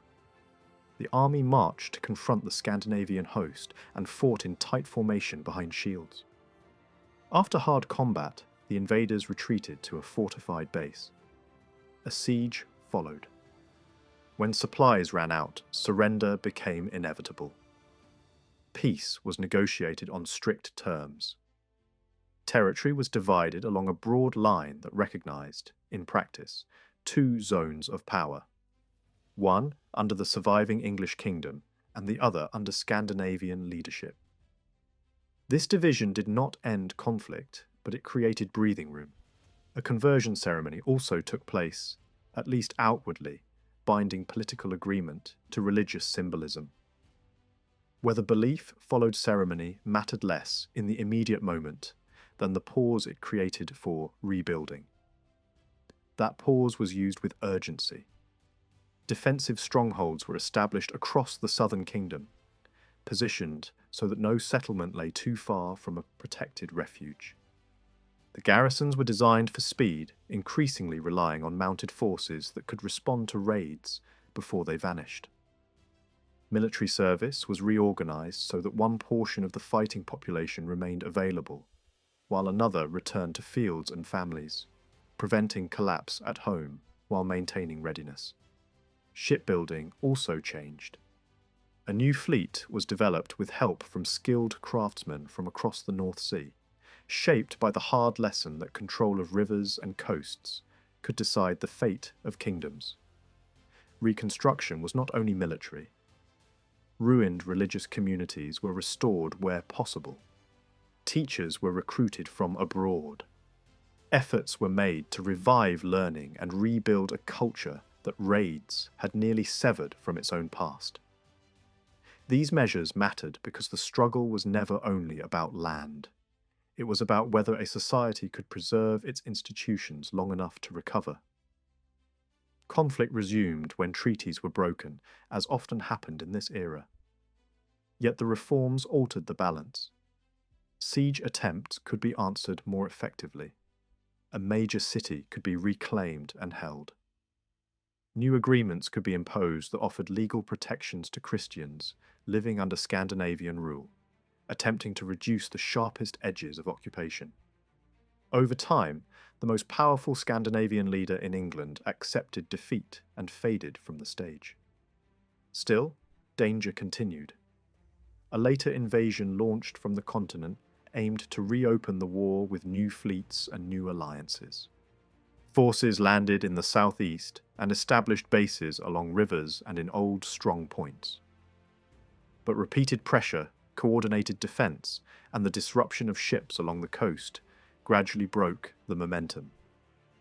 Campaigns dragged on, supplies ran thin, and invaders were forced to retreat into safer territories or abandon the project entirely. By the end of Alfred's life, the transformation was clear. England had stood on the brink of being absorbed into a Scandinavian political world. Instead, the southern kingdom had become a fortified core capable of survival. The long-term consequences reached beyond a single reign. Resistance had bought time for political consolidation and for cultural repair. A nation that might have fractured permanently began to regain coherence. No region of the British Isles felt the presence of the Scandinavians as deeply as Ireland. What began as scattered coastal raids gradually reshaped the island in unexpected ways. The newcomers established Ireland's first true urban centres: Dublin, Waterford, Wexford, Arklow, Cork and Limerick, places that would grow into gateways, linking Ireland to the wider world. They introduced coinage to a land that had relied on barter, shifted economic gravity from ancient ceremonial heartlands toward the eastern seaboard, and brought with them skills in shipbuilding that the Irish soon adopted. Some later believed that the distant settlement of Iceland was partly driven by Vikings who had lived in Ireland and carried Irish captives with them across the northern seas. Among the early Scandinavian leaders who left a dark mark on Irish memory was a figure remembered as Turgeis. To the monastic chroniclers, he appeared as the embodiment of sacrilege, a man who seemed to delight in mocking the sacred traditions of the land he invaded. Little is known about his origins, and no description of his appearance survives. Yet his actions were recorded with bitterness that endured long after his death. One of his most notorious acts was the assault on Armagh, regarded as the spiritual heart of Ireland. The city held the shrine and memory of the island's patron saint, and around it had grown a complex of monasteries, schools, and churches. When Turgais led his force there in the early 840s, the attack followed the brutal rhythm already familiar across Ireland: altars overturned, relics seized, monks and students cut down. But this raid crossed a line in the Irish imagination. Turgais assumed the role of a pagan priest within the very sanctuary dedicated to the Christian god, performing rites that the local population viewed as deliberate profanation. Further south along the Shannon, his fleet pushed inland to Lough Derg, using the river network as a highway into the interior. From that base, the raiders struck at Clonmacnoise, one of the most revered centres of learning in Europe. Students had once travelled there from distant lands to study scripture and art. Yet, to the invaders, it was simply another storehouse of precious metal. After the killing and looting, Turgais brought his wife into the church and staged a grotesque parody of prophecy upon the high altar. Such gestures ensured that his name would become a symbol of foreign cruelty. By 845, the Irish High King succeeded in capturing him near Mullingar. Execution was certain, though debate surrounded how it should be carried out. Tradition eventually settled on a simple drowning in a nearby lake, an end that some storytellers later embellished with more theatrical versions involving disguises and betrayal. Whatever the precise details, his death was greeted as a moment of deliverance. Yet the legacy of this period was not only destruction. In 841, Turgais had chosen a site on the river Liffey, known as the Black Pool, as the foundation for a permanent settlement. Houses were built, defences raised, and a trading town took shape. From this foothold grew Dublin, the first Viking state in Western Europe, and the beginning of a new urban chapter in Irish history. The earliest raids on Ireland had followed a familiar pattern. Monasteries on islands or along exposed coasts were targeted because they were rich and lightly defended. Lambay, St. Patrick's Island, Inishmurray, and Roscommon all suffered in the opening decades. As confidence grew, the attackers pushed inland along navigable rivers, reaching places once thought safe. Even remote sanctuaries such as Glendalough, hidden among the Wicklow Hills, were eventually struck. Reliquaries were especially prized. To the Vikings, they were simply ornate containers of gold and silver. To the Irish, they held the physical presence of the saints. Raiders often discarded the relics and carried away the metal to be melted down or displayed as trophies. Occasionally, pragmatism replaced vandalism, and shrines were ransomed back intact. Human captives, however, proved even more profitable. Hundreds were taken from Armagh, Kildare, and elsewhere, some ransomed, many sold in markets far from their homeland. Despite the image of helpless monks, Ireland resisted fiercely. After Turgais's fall, Irish armies won significant victories, killing large numbers of raiders and pushing them back toward the coast. The struggle even extended to the sea, where Irish fleets began to challenge Viking control of the waterways. These successes did not end the threat, but they showed that the balance of power was not entirely one-sided. A new complication arose when rival Scandinavian groups fought among themselves for dominance in Ireland. Norwegians and Danes battled on land and water, each seeking exclusive rights to plunder and rule. Into this turmoil stepped Olaf the White, who arrived in Dublin in 853 with a powerful fleet and declared himself king. Both Viking factions and Irish rulers were compelled to acknowledge his authority, at least for a time. Irish politics further blurred the lines between resistance and collaboration. Some local kings allied with the foreigners to defeat their domestic rivals, a choice that many contemporaries condemned as betrayal. One such prince was later executed by his own countrymen in a manner designed to display contempt for his actions. The town of Dublin became the centre of this new world. Behind its walls lived craftsmen of every trade, smiths, weavers, shipbuilders, and merchants, supplying a network that linked Ireland to Britain, Scandinavia, and the continent. Cattle tribute from surrounding territories fed the population, while goods from abroad flowed through the harbour. Over the decades, Irish families began to settle there as well, and Viking rulers gradually accepted Christianity and Gaelic names, signalling a slow blending of cultures. The Viking presence in Ireland was undeniably traumatic. Monasteries burned, manuscripts vanished, and countless lives were lost or enslaved. Yet traditional Irish society was not extinguished. Rural life continued. Clans retained their loyalties, and native kings still ruled much of the countryside. The newcomers sought profit rather than annihilation, and over time their towns introduced new possibilities. Commerce based on coinage, participation in long-distance trade, and the beginnings of an outward-looking urban culture. Across the sea in the Frankish realm, similar forces were at work. The province, later known as Normandy, took its name from the Northmen who settled there after years of devastation. Within a few generations, these settlers had become French in language and faith, though they preserved the military vigour of their ancestors. Their descendants would later carry Norman power to England, Wales, Ireland, and even the Eastern Mediterranean. The Frankish world had once been protected by the strength of Charlemagne's empire, but internal rivalries weakened its defences.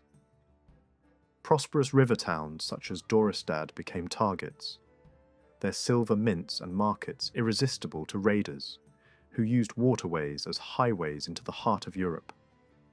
Civil wars among Charlemagne's heirs left regions exposed, and coastal provinces like Brittany and Aquitaine suffered repeated assaults that drove populations to flee. In response, a new landscape of stone arose.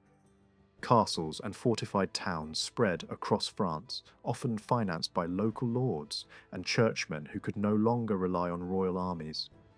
Professional cavalry units were created to match the speed of Viking raids. This militarization would shape French society for centuries, strengthening regional aristocracies, while weakening central authority. One Frankish king, remembered unfairly as simple-minded, chose negotiation over endless war. He granted the devastated Seine Valley to the Viking leader Rollo on the condition that he defend it from further raids and accept baptism. The agreement of 9/11 transformed enemies into guardians, and the wasteland of Normandy slowly returned to life. The Northmen married local women, adopted the French tongue, and within a century scarcely anyone there remembered the language of Scandinavia. Monasteries in the Frankish world held a kind of irresistible attraction for northern raiders. These places were quiet, wealthy, and often poorly defended. Their treasuries contained vessels of precious metal, jewelled reliquaries, and ceremonial objects that could be broken down and carried away. The men who lived behind those walls followed a rule that discouraged violence, and in the eyes of attackers that made the targets seem even easier. Yet the monks were not helpless in every sense. Fighting was rarely an option, but escape was. After the first waves of devastation in the 9th century, many monastic communities learned to treat early warning as a matter of survival. The moment sails were reported on a river, carts were loaded, boats were prepared, and the most valuable items were moved before the raiders could arrive. One episode along the Seine captured this new instinct. Word reached an abbey that ships had been seen downstream, sliding toward the monastery with the current. The community did not hesitate. Books, sacred vessels, and the relics linked to the house's patron were gathered in haste and carried to boats. By the time the raiders reached the site, the church and treasury had been stripped bare. The intruders found silence and emptiness where they expected riches. Frustration did not leave them with nothing, though. Cellars still existed, and the wine stored there became the prize that day, consumed and poured out as the attackers took what comfort they could not steal in gold. Another monastery received a similar warning years later, and again the community prepared to vanish. Most of the monks left together, but a small number refused to go. Some wanted to remain for reasons of conscience, others for pride. Others for the idea that dying in the monastery would seal a kind of holy reputation.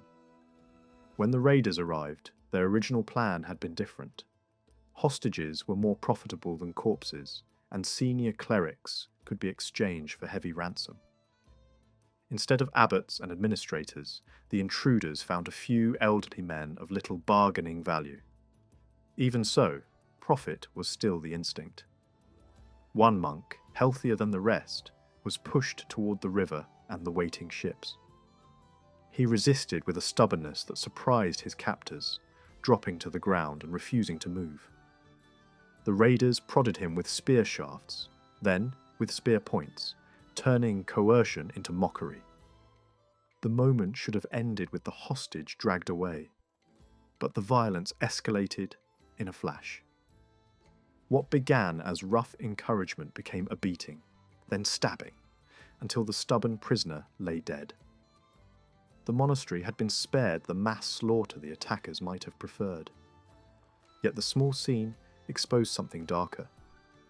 The line between calculated gain and uncontrolled cruelty could disappear quickly. Some communities lived with danger, not as a sudden shock but as a yearly routine. A monastery located on a vulnerable island off the western coast faced the raiding season like a recurring storm. Every summer the same ritual played out.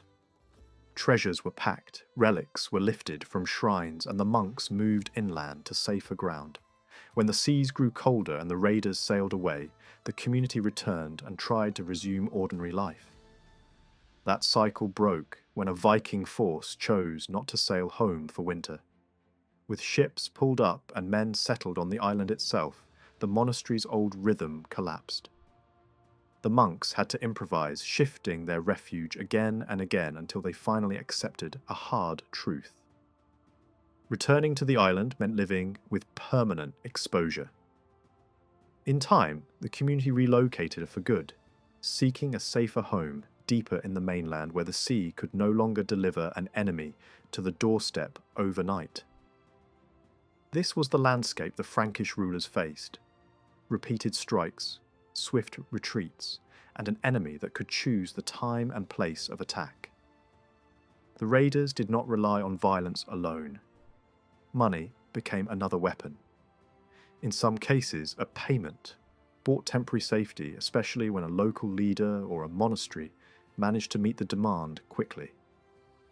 A religious house might hand over a measured weight of silver to persuade the raiders to move on. Such arrangements rarely lasted. Another band could arrive the next year with no interest in previous deals, and what had been spared once might be burned later. The same monastery that paid to avoid destruction could still be plundered in a later assault, its buildings reduced to ash despite earlier bargains. Ransom operated on an even larger scale. Captives were valuable, and the raiders learned to seize people who mattered. Abbots, noble relatives, administrators, anyone whose name could unlock a river of silver. One great religious centre managed to raise enough to redeem dozens of its own members, and some local laypeople taken in the same raid. Another time, a later raid on the same region turned into a crisis that shook the wider kingdom. The attackers seized a leading abbot and demanded a staggering payment in precious metal. The sum was so enormous that it could not be raised by one monastery alone. orders went out across the realm. Church treasuries were emptied. Shrines were stripped. Gold and silver meant for devotion were converted into currency for survival. The prisoners were released, but the cost was not only financial. The act of stripping shrines to save lives left deep scars in memory because it felt like sacrificing the sacred to satisfy the violent. Over time, the raiders refined their strategy. Holy days became opportunities. Cathedrals and major monasteries drew not only monks, but the leading families of the region, men and women who could be bought back for a price. A strike, timed for worship, could produce a harvest of hostages, and the kind of bargaining power that turned fear into income. Bribes also grew bolder. At one point, a Frankish king was confronted with a demand so immense it sounded unreal. The attackers promised to spare the realm in exchange for a mountain of gold and silver. Somehow, the payment was assembled. Somehow, the raiders left. The bargain brought a pause, not peace, because the underlying pattern remained. Whenever rivers ran open and defences looked weak, the longships returned.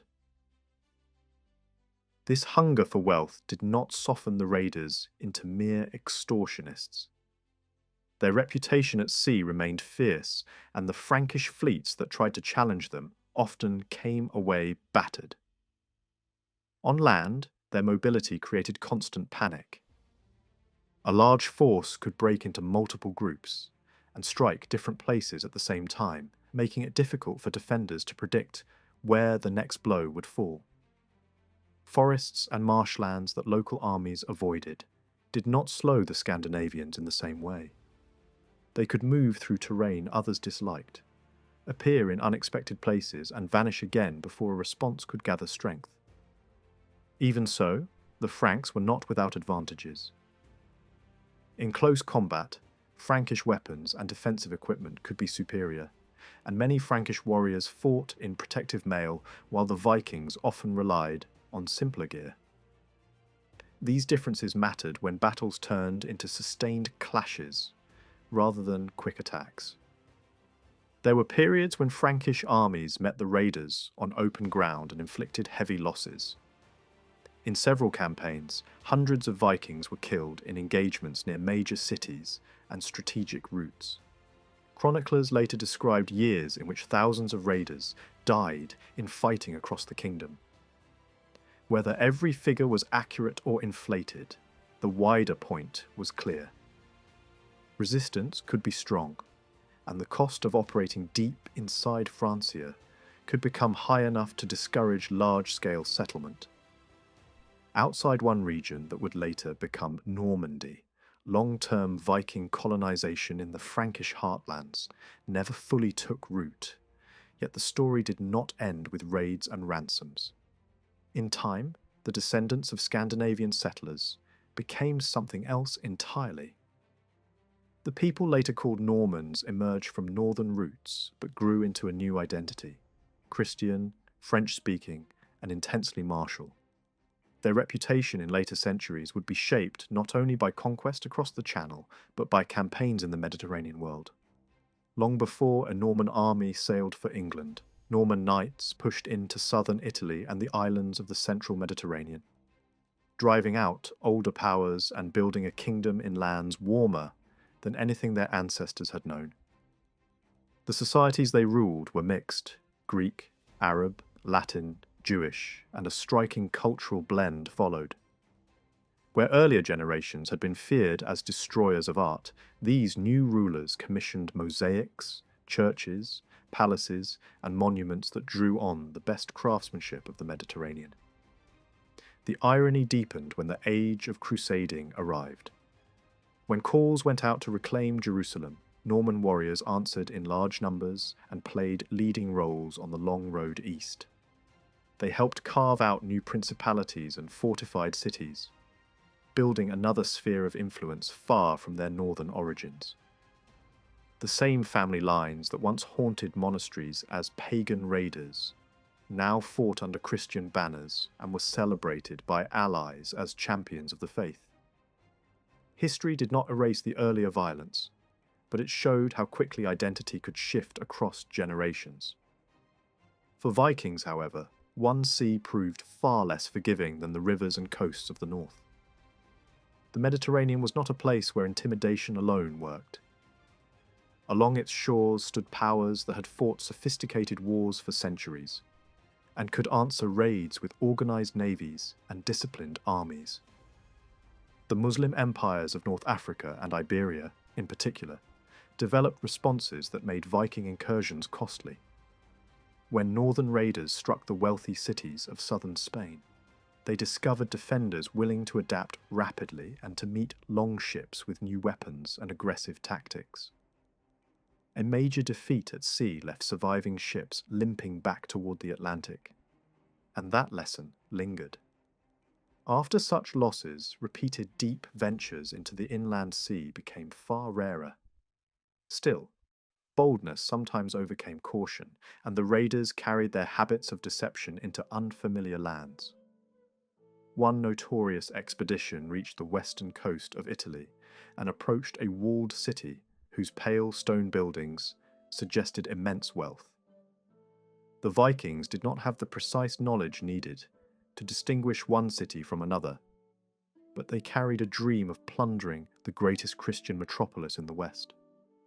At the gates, instead of attacking, they presented a performance designed to exploit Christian mercy. A lord supposedly near death, requesting baptism before he expired. The defenders faced a dilemma. Turning away a dying man seeking salvation conflicted with the ethics they professed. The city's leaders were consulted, and the decision was made to admit the party for a sacred ceremony.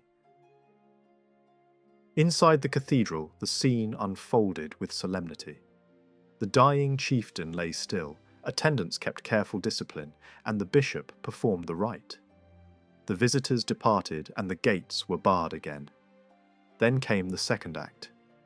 A message returned claiming the newly baptized man had died and desired burial in the cathedral. The story spread quickly, and curiosity drew crowds. The following day, a funeral procession entered the city. Vikings dressed in dark robes carrying the bier.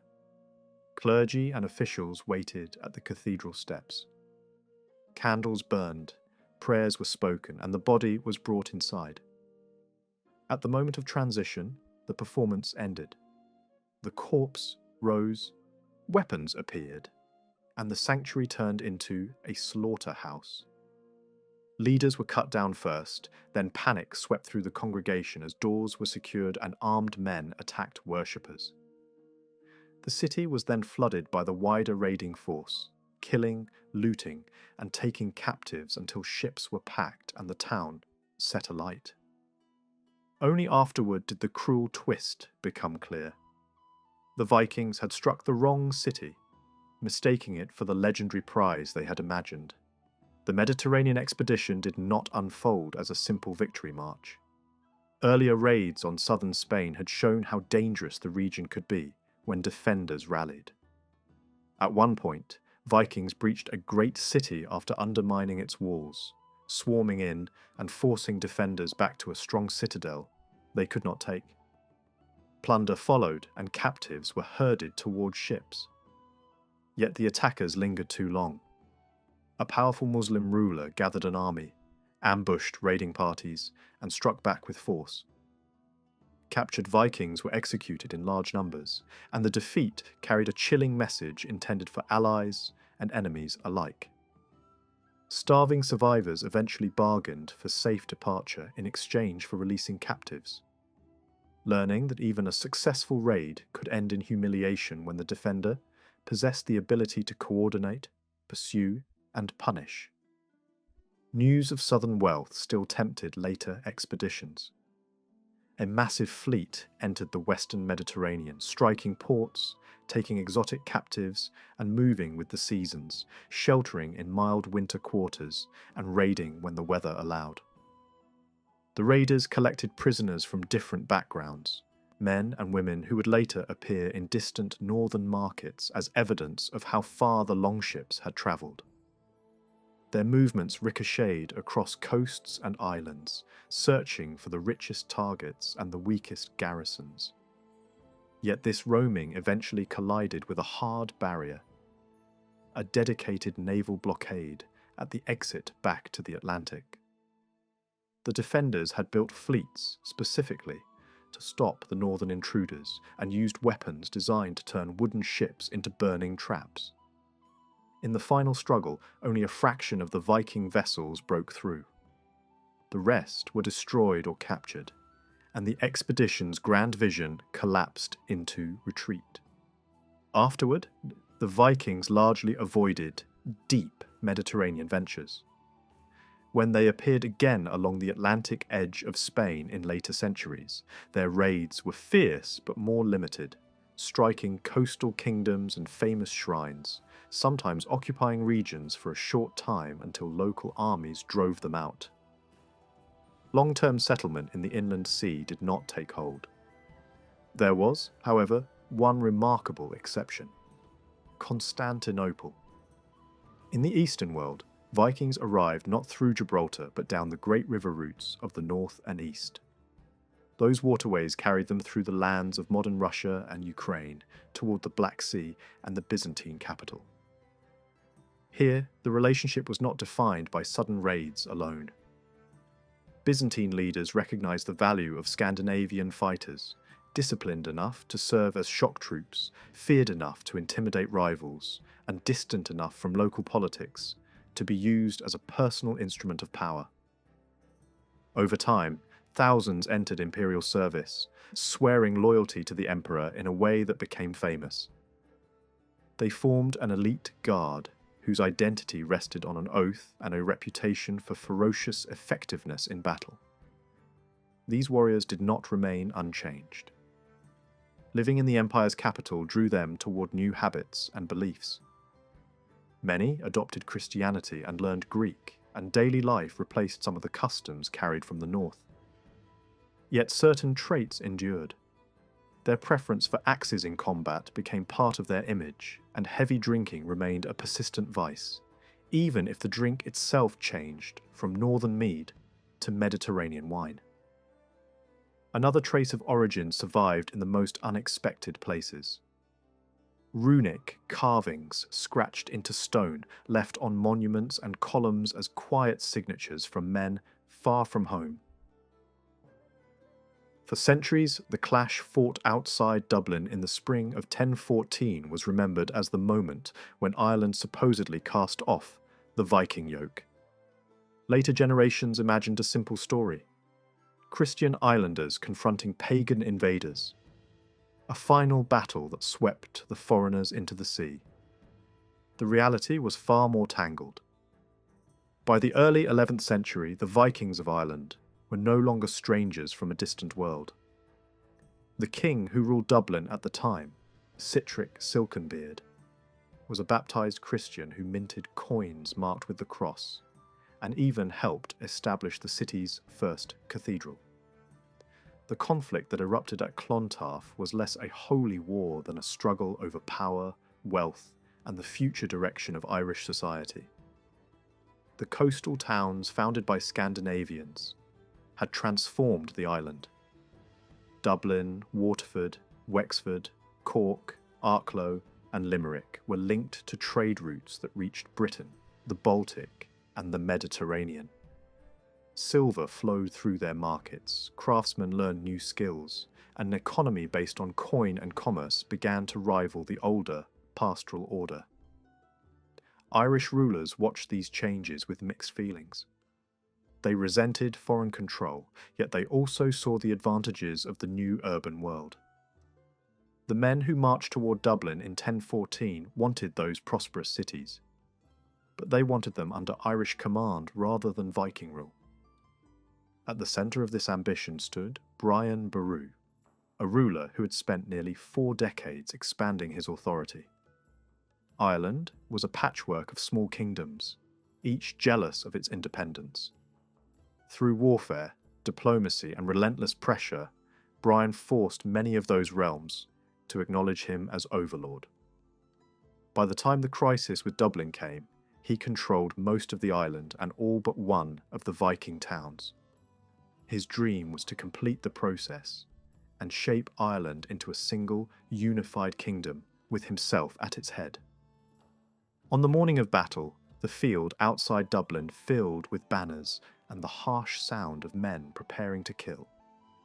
Chroniclers later described the opposing hosts in extravagant language, turning warriors into almost mythical figures.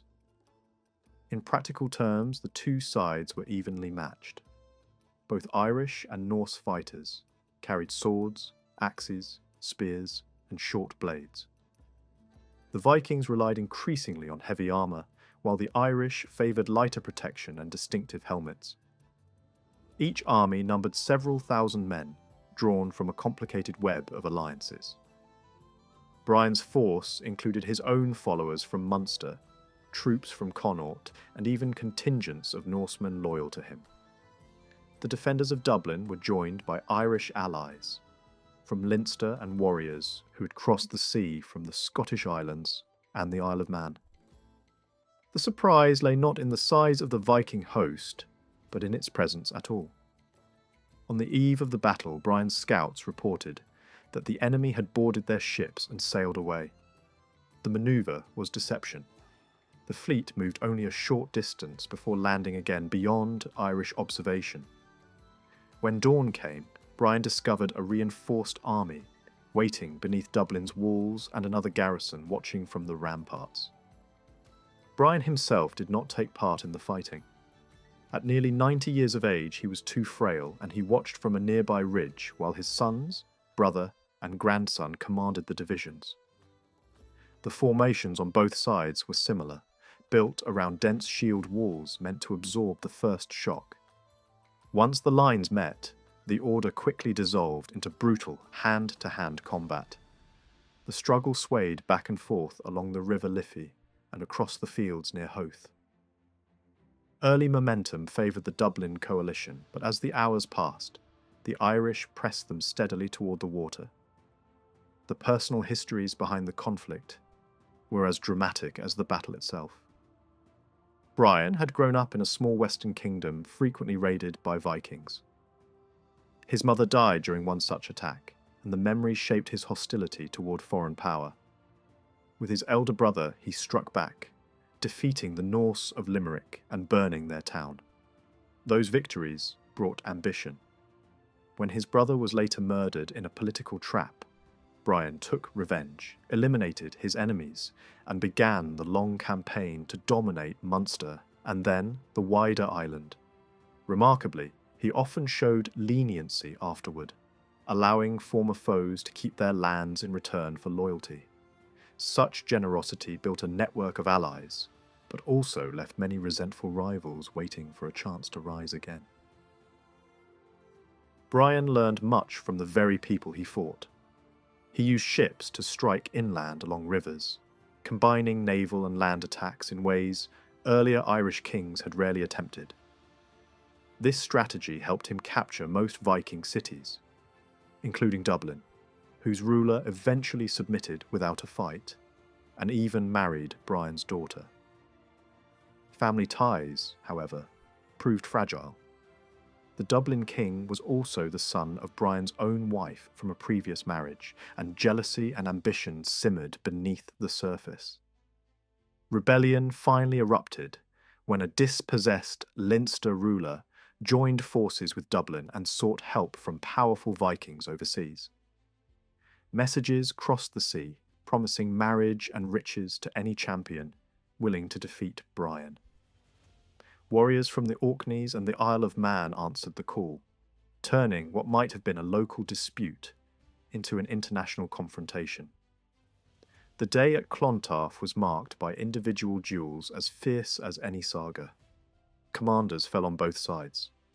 Brian's grandson drowned fighting along the riverbank. His brother faced a renowned Viking leader and drove him from the field, only for the struggle to continue elsewhere. The turning point came when the defenders broke and fled toward a narrow crossing.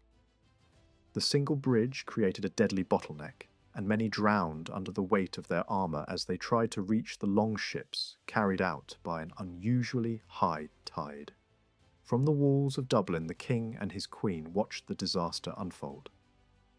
The queen, who was also Brian's daughter, reportedly mocked the drowning men, remarking that they were receiving the fate of pirates. The bitterness of family politics was never far from the surface. Victory on the field did not spare Brian himself. While he prayed in his tent, a band of fleeing Vikings stumbled upon him. Recognizing the old king, their leader struck him down with an axe. Stories later claimed that Irish warriors pursued the killer and inflicted a terrible revenge. But the legend could not change the fact that the architect of triumph died before seeing its result. The cost of Clontarf was staggering. Thousands lay dead, including many of Brian's closest relatives and leading nobles.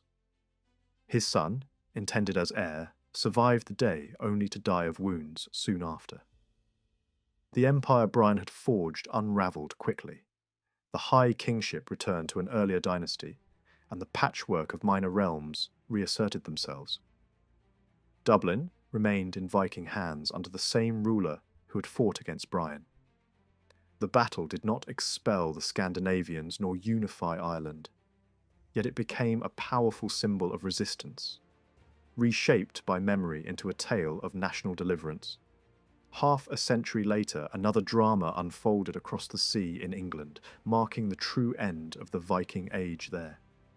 In 1066, the English king, Harold, faced two invasions almost at once.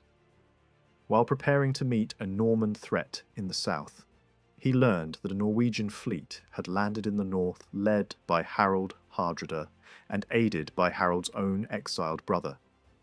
The English army raced more than 200 miles in a matter of days to confront them near York. At Stamford Bridge, the clash began with an extraordinary scene. A single gigantic Viking stood on the narrow crossing and held off the entire English host, cutting down every man who approached. Arrows glanced from his armour until an English soldier crept beneath the bridge and drove a spear upward, ending the defence.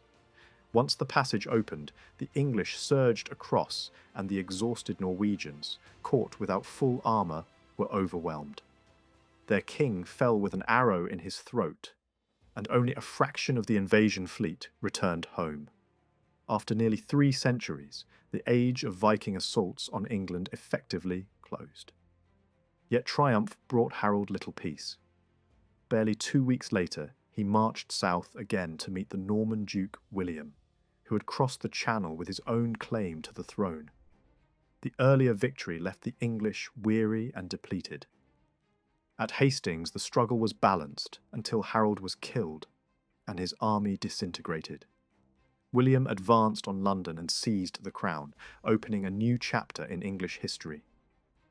The events of 1014 and 1066 reveal how intertwined the peoples of the British Isles and Scandinavia had become. Vikings were no longer simply raiders, but settlers, Christians, merchants, and even in-laws of Irish and English kings. Battles once portrayed as clashes of civilizations were in truth contests among neighbours, competing for the same future. When the longships finally faded from the stage, they left behind cities, trade networks, and cultural threads that had permanently altered the islands they once terrorised. The triumph of the Normans on the fields near Hastings did not remain a local episode confined to the shores of England. Its echoes spread outward for centuries, shaping the destinies of lands far beyond the Channel. The new rulers who crossed from Normandy carried with them an appetite for expansion that soon reached Wales, where an ancient kingdom was slowly reduced to dependence.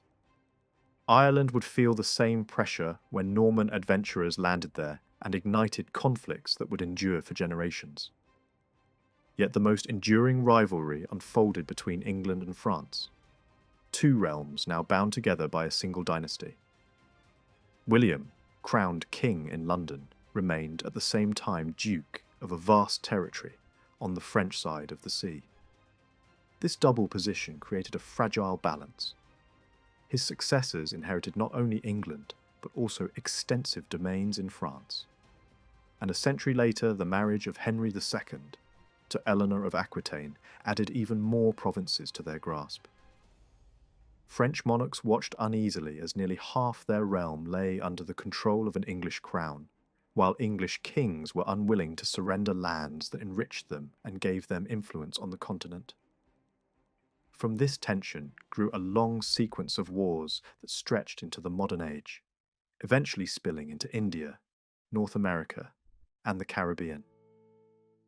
The struggle that began with rival claims in medieval Europe would shape empires across the globe.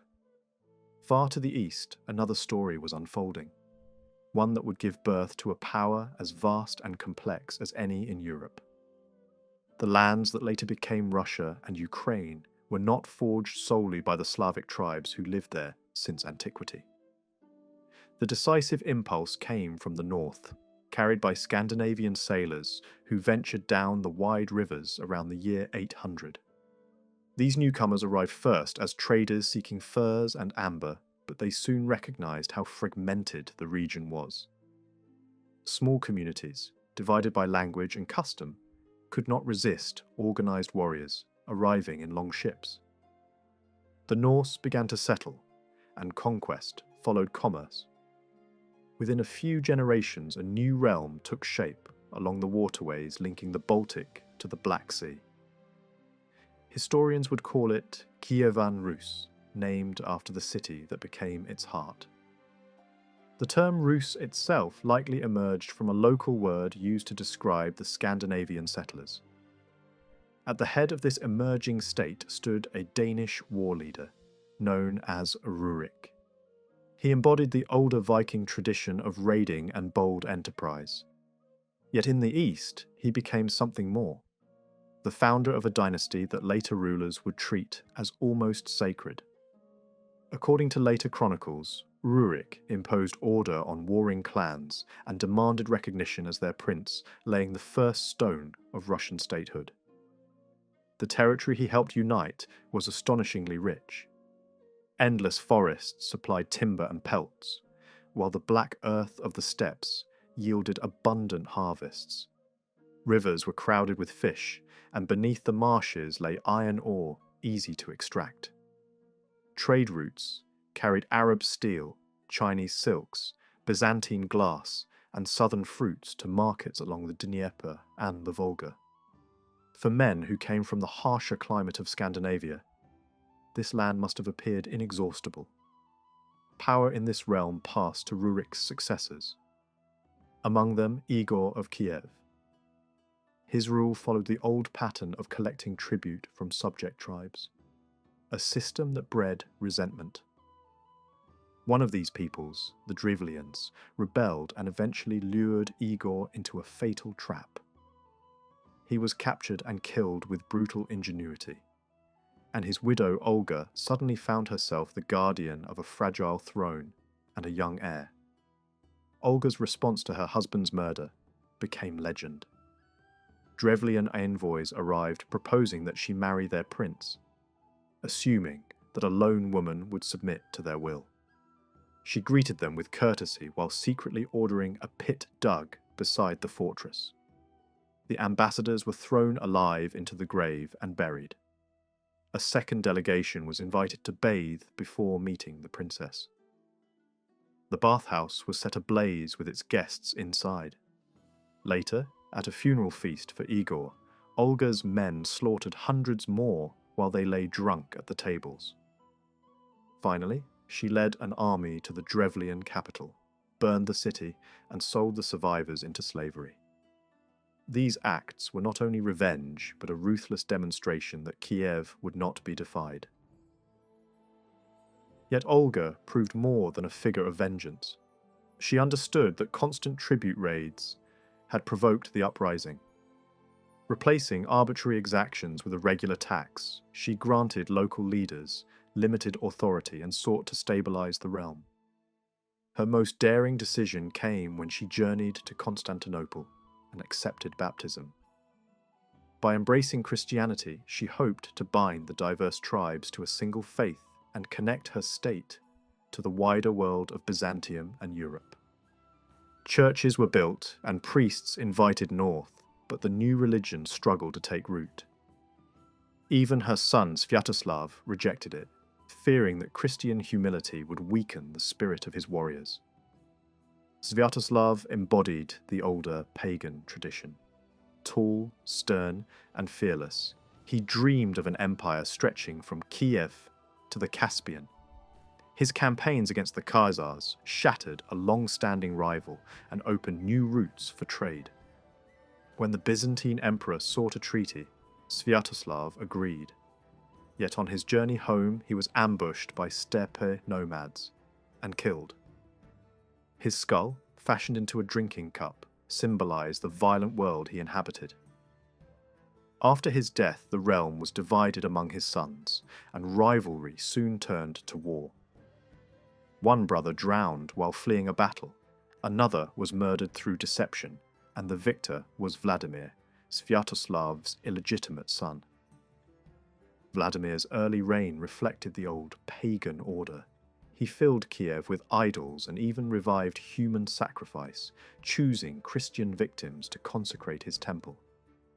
His court was famous for its luxury and for the multitude of wives and concubines that surrounded him. Over time, however, Vladimir recognized the limits of pagan rule. Contacts with Byzantium, Islam, and the Latin West revealed religions that offered not only spiritual authority, but political unity. Envoys were sent to study different faiths, and the splendor of Constantinople left a deep impression. In the end, Vladimir accepted baptism and ordered the people of Kiev to enter the waters of the Dnieper and receive the new creed. The decision aligned his realm with the Christian world and transformed its culture. While these changes unfolded in the East, the consequences of the Norman conquest continued to shape Western Europe. English kings now ruled lands on both sides of the Channel, and their ambitions clashed repeatedly with those of France. The resulting wars drew in Scotland, Wales, and Ireland, and later reached the colonies overseas. The legacy of Hastings thus extended from the castles of Aquitaine to the trading posts of Bengal and the forests of Canada. In the lands of Rus, the legacy of the Vikings took a different form. Scandinavian adventurers had blended with Slavic peoples to create a state that looked both to Byzantium and to the northern seas. The baptism of Olga and later Vladimir linked this realm to the traditions of Greece and Rome, even as its politics remained autocratic. Centuries later, after Constantinople fell to the Turks, Moscow would proclaim itself the heir of that ancient empire. By the time Vladimir ruled in Kiev, expansion had become more than a habit. It was a family expectation, the default language of power on the frontiers. Campaigns pushed outward in several directions, not as random raids but as calculated moves to control routes, borders, and rivers. To the southeast, pressure fell on neighbouring peoples, who could threaten access to key passages and trade corridors. Farther north and west, fighting targeted river systems that opened a watery road toward the Baltic. To the east and south, clashes erupted with rivals who contested influence over the Volga basin. These wars did not merely enlarge a map, they also changed how other rulers viewed Kiev. Vladimir was no longer just another northern prince commanding fierce horsemen and river warriors. He was becoming a figure whose decisions mattered beyond his own forests and steppe edges. With that change came a new kind of prize, one rarely admitted openly by rulers who built their reputations on conquest: recognition from established Christian courts. Diplomacy followed victory. Treaties were signed to keep borders stable, not because neighbouring monarchs admired Vladimir's methods, but because ignoring him had become dangerous. Agreement, in that climate, often meant buying time. The most dramatic turn arrived when Constantinople found itself under pressure from within. The imperial court faced a serious challenge, a rebellion strong enough to endanger the capital's stability. In moments like this, empires sometimes make deals that look impossible in calmer times. Envoys travelled north with an offer that carried extraordinary weight, a marriage alliance with the imperial family. The proposal promised not only prestige but entry into an exclusive world where birth and ceremony mattered as much as armies. In return, Kiev would supply hard power, the kind of force that could decide a crisis quickly. Vladimir accepted. Thousands of warriors were gathered and sent south to fight in the imperial cause. In a decisive confrontation near the Straits, the northern contingent proved its worth, shattering the rebel threat and removing the figurehead who had dared to challenge the throne. The bargain, however, had two halves, and the second half, marrying an imperial princess to a ruler from the distant north, proved harder to deliver than victory on a battlefield. Inside Constantinople, the resistance was immediate and intense. The imperial family carried a status shaped by ritual, lineage, and the belief that the palace itself conferred a special kind of sanctity. Marriages were not private decisions. They were statements about the empire's dignity. Many in the court could not accept the idea of sending a princess to a man known, until recently, for pagan customs and a court life that scandalized Christian sensibilities. Clergy feared humiliation. Nobles feared precedent. The princess herself rejected the arrangement, seeing it as a personal sentence imposed for political convenience. Yet the emperor held to his choice. The rebellion had shown how fragile power could be. A reliable ally on the northern frontier mattered more than outrage at court. The alliance also came with a condition that changed the nature of the deal. Vladimir would adopt Christianity. That promise did not silence the protests, but it gave the emperor a justification that sounded, at least on paper, like a civilizing mission rather than a surrender. While negotiations dragged on, Vladimir applied pressure in the only language that reliably moved empires: force. Campaigns swept through the Crimea, and a chain of towns fell, including a major centre whose wealth and strategic value made it hard to ignore. There, Vladimir waited. The message was clear. The alliance would proceed, or imperial losses would grow. Before long, the imperial party arrived with ceremony and restraint, a procession meant to show dignity, even in compromise. The marriage was performed, but only after Vladimir's baptism, carried out under the supervision of local church authority. With rites completed, a gesture followed to signal good faith. The captured city was returned to the empire as a gift tied to the marriage, a token meant to transform conquest into alliance. Many observers expected the conversion to be superficial, a temporary mask worn for diplomacy. Those around Vladimir had reason to doubt his seriousness. His reputation came from the older world of pagan rule, where power was displayed through domination, lavish households, and public rituals that frightened enemies. Even the people closest to him could have assumed that once the political prize was secured, the old customs would quietly return. Instead, the opposite happened. Clerics, bishops, and church craftsmen were recruited and brought north. Costly sacred objects were purchased in large numbers. The court began to shift, not only in symbolism but in daily practice. When the prince returned to Kiev with his new wife and a clerical entourage, the change became visible to every resident. Pagan temples were torn down. The most revered idol of the local pantheon was treated not as a sacred object, but as a defeated enemy, dragged through the city and discarded into the river. The message did not need explanation. The old order had lost official protection.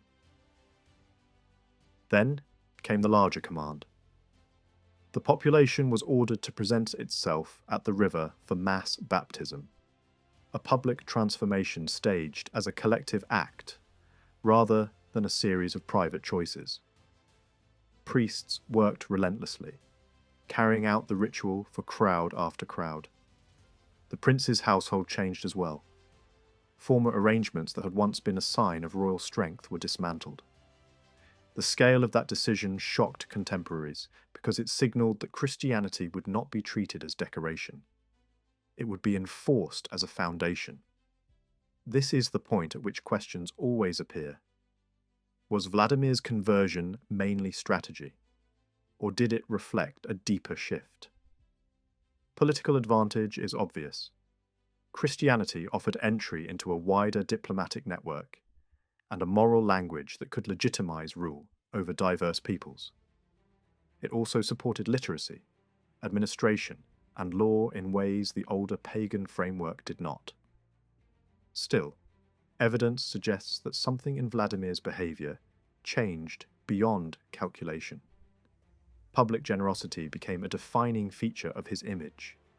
Food and assistance were distributed regularly, not as occasional charity, but as a routine practice. When it was clear that many could not travel to receive help, deliveries were organised across the city, so aid reached the sick and the elderly. That kind of planning reflected a new concern for social order, not merely personal reputation. Legal changes reinforced the impression. Practices once considered normal in a warrior society were restricted. Punishments were rethought. Harshness was not eliminated from governance, but the direction shifted toward restraint and reform. The court also invested heavily in religious infrastructure. Churches rose where old temples had stood. One of the earliest major foundations was supported by a permanent financial commitment, a portion of princely income assigned to maintenance and clergy. Schools and monastic communities followed, creating a network that tied local life to a broader Christian world. By the time Vladimir died, the religious administration had spread wide enough to suggest real momentum rather than a short-lived campaign. The deeper consequence of this turn is difficult to exaggerate. Christianity brought a new calendar of feasts and fasts, a new artistic vocabulary, new architectural models, and a moral system that could be taught as law. It also carried literacy. A written culture expanded rapidly, giving Kiev tools for record-keeping, teaching, and governance that had previously been limited. The realm was being drawn into a civilizational orbit that linked it to Byzantium and, indirectly, to Western Europe. Even so, independence remained non-negotiable. Vladimir did not accept a subordinate place under the Byzantine emperor, and he did not want a church that functioned as an imperial branch office. From early on, local religious authority guarded its autonomy fiercely. Formal respect might be offered to distant patriarchs, but real control stayed close to home. This mixture, Christian identity alongside strong political independence, would shape the region's later history. A second legacy also hardened over time: the appetite for expansion. What began as a northern dynasty securing rivers and tribute gradually became a long-term habit of empire building. Centuries later, after Byzantium fell, rulers in the north increasingly viewed themselves as heirs to the old imperial mantle, religiously and politically. That belief encouraged further growth and fostered a recurring dream of reclaiming lands seen as foundational to their civilization's origin story. From that world of conversion and state formation, the narrative shifts to a different kind of empire, built at a different speed, with a different scale of violence and administration. Across the Eurasian steppe, a leader rose who would reshape continents. He is remembered chiefly for conquest, but the machinery he built mattered as much as the battles. Fragmented tribes were forced into unity. Rival clans were absorbed or destroyed. Command structures were redesigned so loyalty flowed upward to a single ruler. The steppe's constant feuding was replaced by a harsh stability, enforced through a strict code and relentless discipline. Yet the rise was not smooth or inevitable. The future conqueror's early life unfolded amid insecurity, betrayal, and brutal survival. Family protection vanished early, leaving a household at the mercy of stronger groups. Hunger and exposure were constant threats. Power within the family itself became contested. In that environment, violent decisions were made young, and the lessons learned were unforgiving. Rule depended on control, and control depended on eliminating rivals before they could strike first. When the new Khan turned his attention south, he encountered a kind of warfare unfamiliar to a cavalry people. Cities with stone walls, moats, and large garrisons demanded more than speed and archery. The steppe army adapted. Sieges were learned through trial, failure, and imitation. Engineers were captured and forced into service. Rivers were diverted. Earthworks were dug. Siege engines were transported long distances on heavy carts. Over time, the invaders built a toolkit that allowed them to break airborne defences as efficiently as they had once broken armies in the open field. Conquest brought two faces. In many places, terror was used deliberately. Towns that resisted, faced destruction, meant to send a message beyond their walls. Entire regions were stripped of supplies, livestock, and labour. At the same time, a new pragmatism emerged. Administrators among the captives argued that living populations were more valuable than ashes. Farmers meant harvests. Artisans meant goods. Clerks meant taxation. A conquered country could be milked for wealth year after year, but only if it was still alive to produce. That logic gradually shifted policy from pure destruction to controlled exploitation and administration. As the empire absorbed vast stores of luxury goods and technical expertise, steppe life began to change. Temporary camps could not protect the flood of treasure. Storage complexes appeared. Permanent structures were authorized. Courts learned the routines of governance. The conquerors discovered that winning a country was not the same as running it. These developments mattered when the steppe empire looked west toward the Slavic lands. Unlike the centralized command of the Khan, the Russian territories were divided among numerous princes and nobles, with local rivalries that often prevented cooperation. Scouts reported constant feuding. Towns mistrusted one another as much as they feared invaders. In such a landscape, an organized assault could pick targets one by one, confident that neighbors would hesitate to help. Before the main army moved, preparations were methodical. Advanced teams mapped routes, cleared obstacles, arranged supplies, and marked grazing areas for the enormous horse herds that powered the campaign. Equipment for sieges and explosives was carried on long wagon trains. The army that followed came prepared for years, not months. Winter no longer meant an end to warfare. Frozen rivers became roads, allowing rapid movement through regions that assumed the season offered protection. The first blows fell on cities that could not imagine an enemy arriving with such speed and such tools. Walls were battered, gates forced, and the logic of terror did the rest. Some towns attempted resistance. Others tried negotiation. Many local rulers responded with insult and violence against envoys, removing any chance of compromise.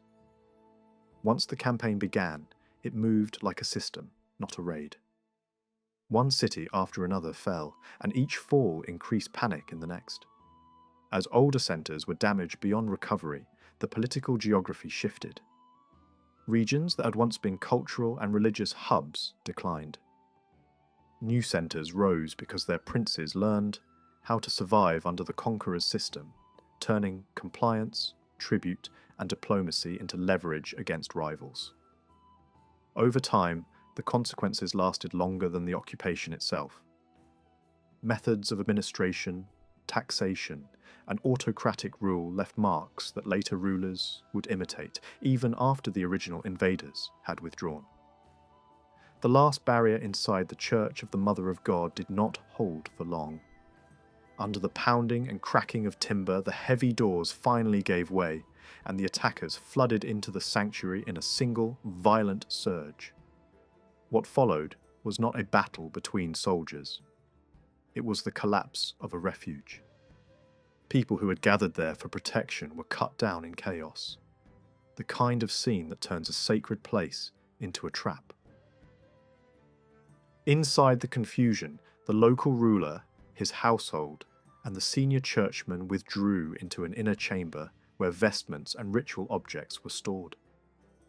The door was blocked again, a desperate attempt to create one more line between themselves and the firestorm outside. This time, the attackers did not need to force their way through. Fuel was piled against the walls. Flames climbed fast. Smoke filled the space. The chamber became a sealed furnace, and the people inside did not emerge.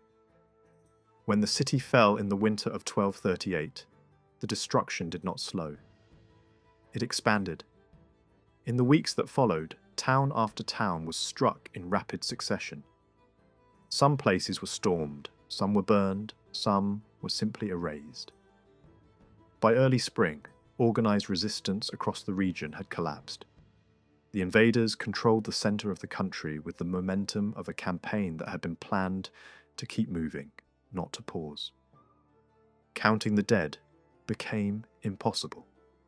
Contemporary accounts spoke in absolutes, insisting that no one survived anywhere. Yet the pattern of conquest shows a more complicated reality. Captives were taken in large numbers, some were kept for labour, some were traded, and some were moved as human cargo along with the rest of the spoils. For people who had once lived at the top of society, capture meant humiliation as well as fear. The shock was not only that a city could be defeated, but that those who'd given orders now performed the lowest tasks under guard. Observers described a reversal so complete that it seemed unreal, as if the world's hierarchy had been flipped upside down overnight. Only one great prize remained out of reach in the north: Novgorod. Its location near Lake Ilmen placed it on a commercial artery that linked the interior to the Baltic world. Merchants there dealt in luxury furs that commanded astonishing prices across Europe. Taking that city would have meant taking the richest marketplace in the region, a place whose wealth did not sit in palaces alone, but flowed through warehouses, docks, and trading houses. The army set out for it after crushing other towns, but the landscape changed as winter broke. The marshes around the city, frozen solid in cold months, softened into deep mud. Then the rains came, turning the approach into a wide belt of waterlogged ground that swallowed hooves and wheels. Even disciplined cavalry could not move cleanly through it. Supply trains bogged down. Horses struggled. The march slowed to a crawl.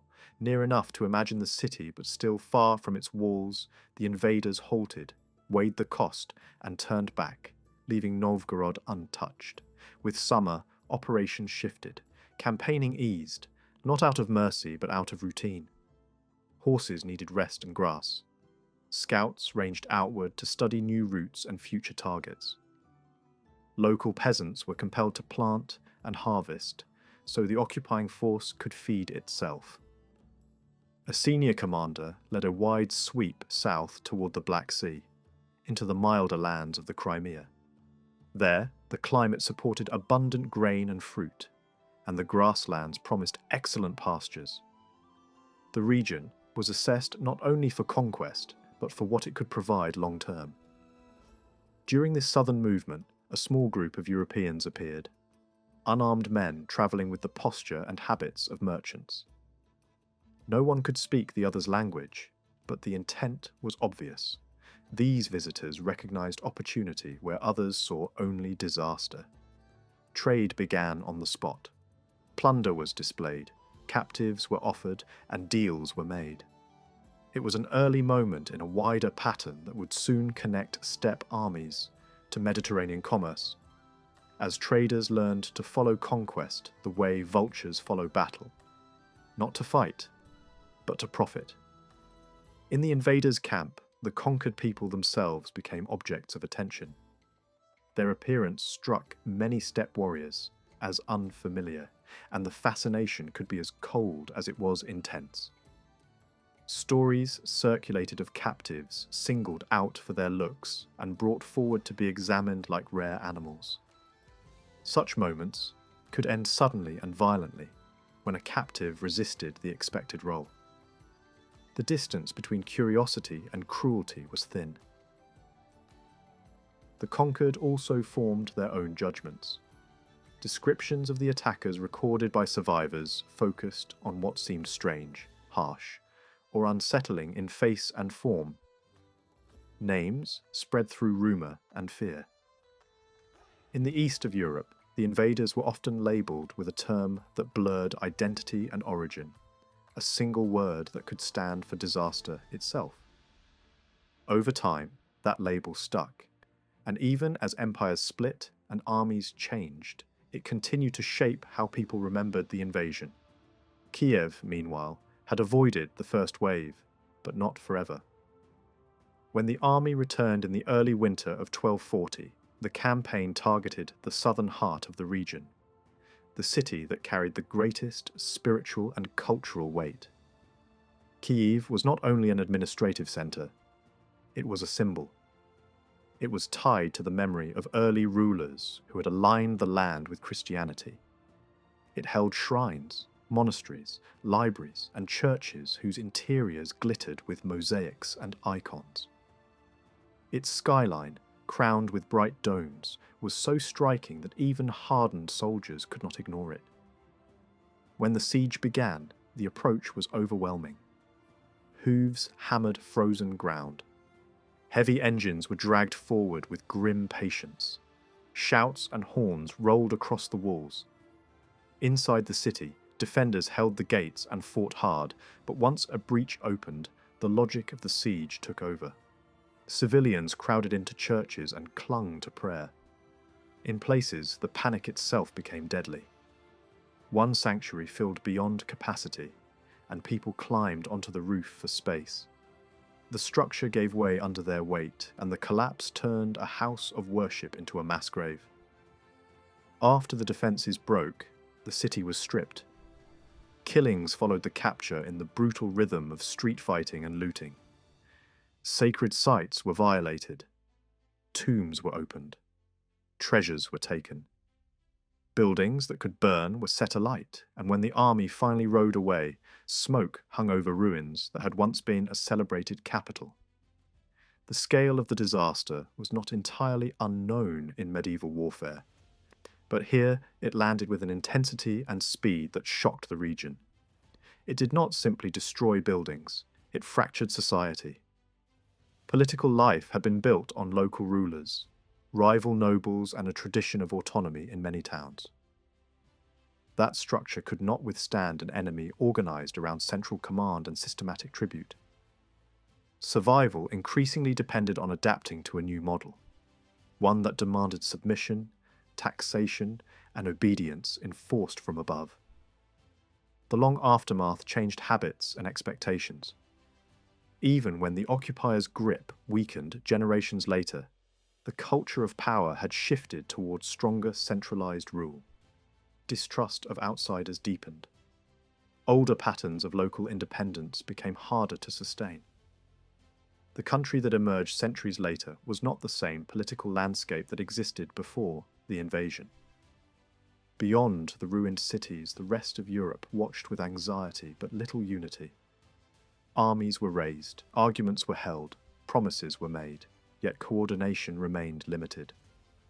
Leaders thought first of their own borders and rivals.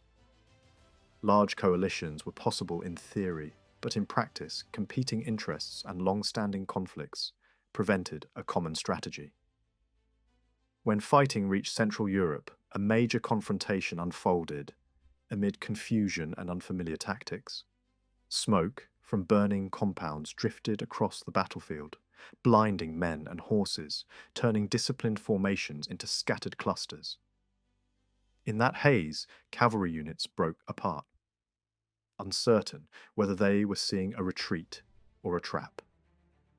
A European commander attempted to restore momentum with a direct charge, but mounted forces appeared from multiple directions and tightened a ring around the attackers. Once encirclement was complete, escape became nearly impossible. The commander was pulled down and killed, and the field became a place of methodical cleanup as the victors moved among the bodies to count their dead enemies and measure the scale of victory. News of such defeats travelled quickly. Courts and monasteries understood what it implied. If well-armed knights could be destroyed so completely, then no city in the west was automatically safe. Panic spread further than the armies themselves. Some spoke as if the end of the world had arrived.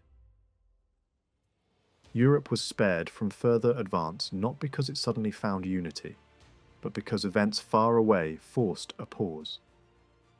A death in the steppe world triggered a struggle for succession and prestige within the ruling family.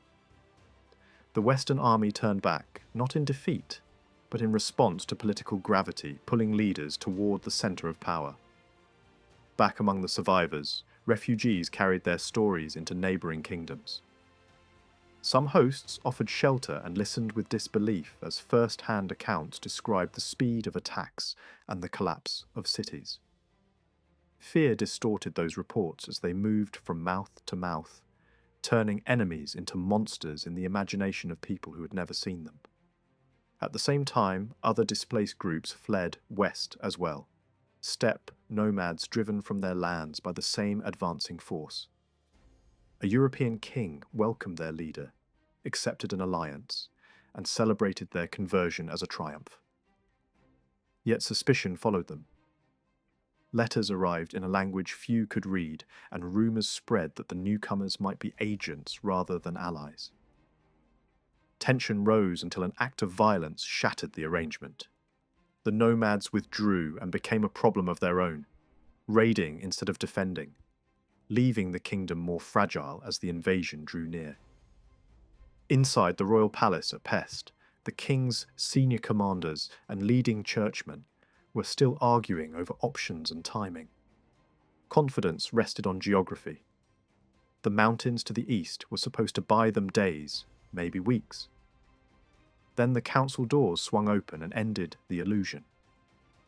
A frontier commander stood in the doorway, coated in road dust, breathless from hard riding, and delivered the report no one in the room expected to hear yet. The Mongol army had already crossed the Carpathians and was moving straight toward Pest. Before the council could even absorb the news, the city's watchmen saw the first riders in the distance. The response was immediate and defensive. The gates were shut, orders went out that no noble was to strike out on his own. The king wanted discipline, not heroics, and insisted that the realm would face the invasion according to a plan rather than through scattered duels in the open. Across the plain, the Mongol leadership showed similar restraint. Instead of throwing men against walls, they sent fast raiding parties into the countryside. Villages were torched, farms were stripped, and the horizon filled with smoke. It was pressure, not a siege, an attempt to provoke the Hungarian army into charging out in anger, where it could be studied, stretched, and dismantled. For a time, the king held firm. Not everyone did.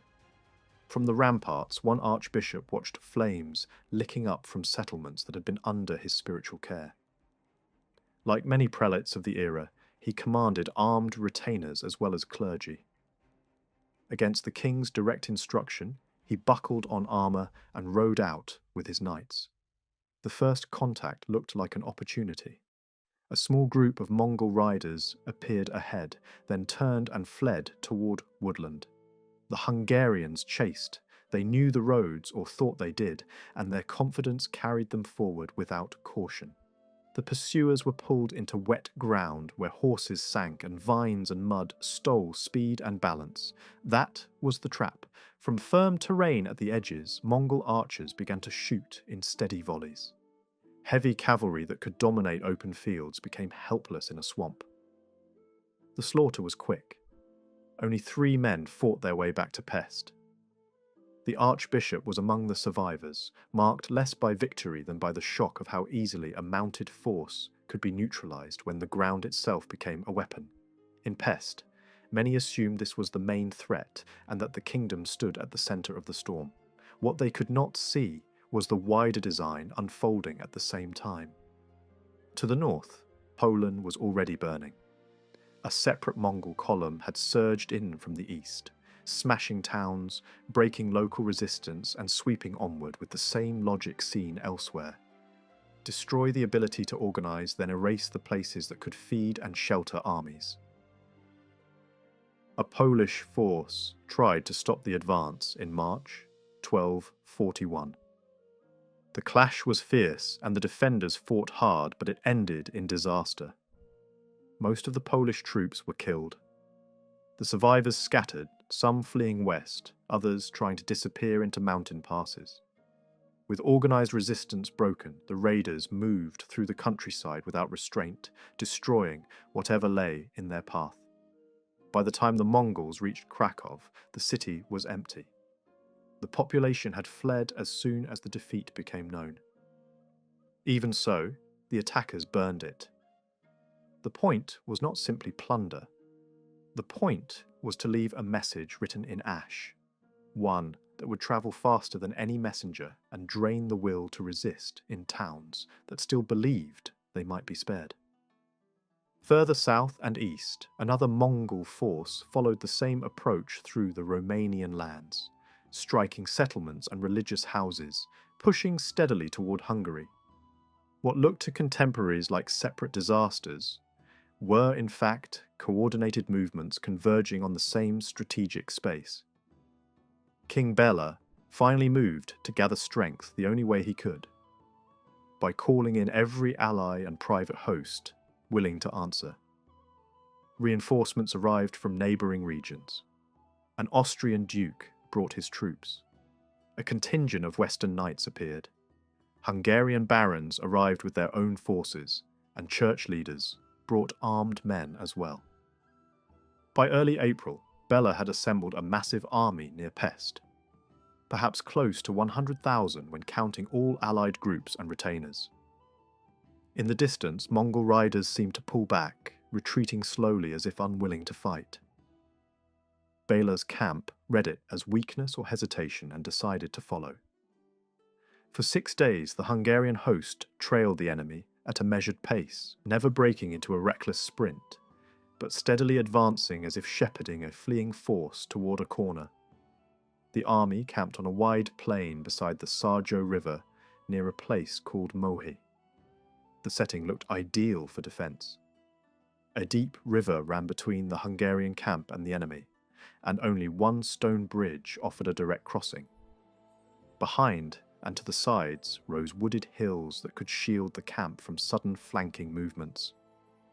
To strengthen the position even further, the king ordered the baggage wagons to be drawn into a circle, creating an improvised fortification of wood, wheels, and chained barriers. The plan was simple: force the enemy to attack across the river, choke them at the bridge, and punish them as they struggled through the bottleneck or tried to swim. 1,000 men under the king's brother were positioned to hold the bridge and prevent a sudden break-in before dawn. That night, optimism returned. Scouts reported that the Mongols had vanished, perhaps retreating back toward the mountains. Then, near the edge of campfires and whispering tents, a single figure appeared, a Russian slave who had escaped the Mongols long enough to speak. His message was grim. The enemy had not withdrawn. The scouts had not searched far enough.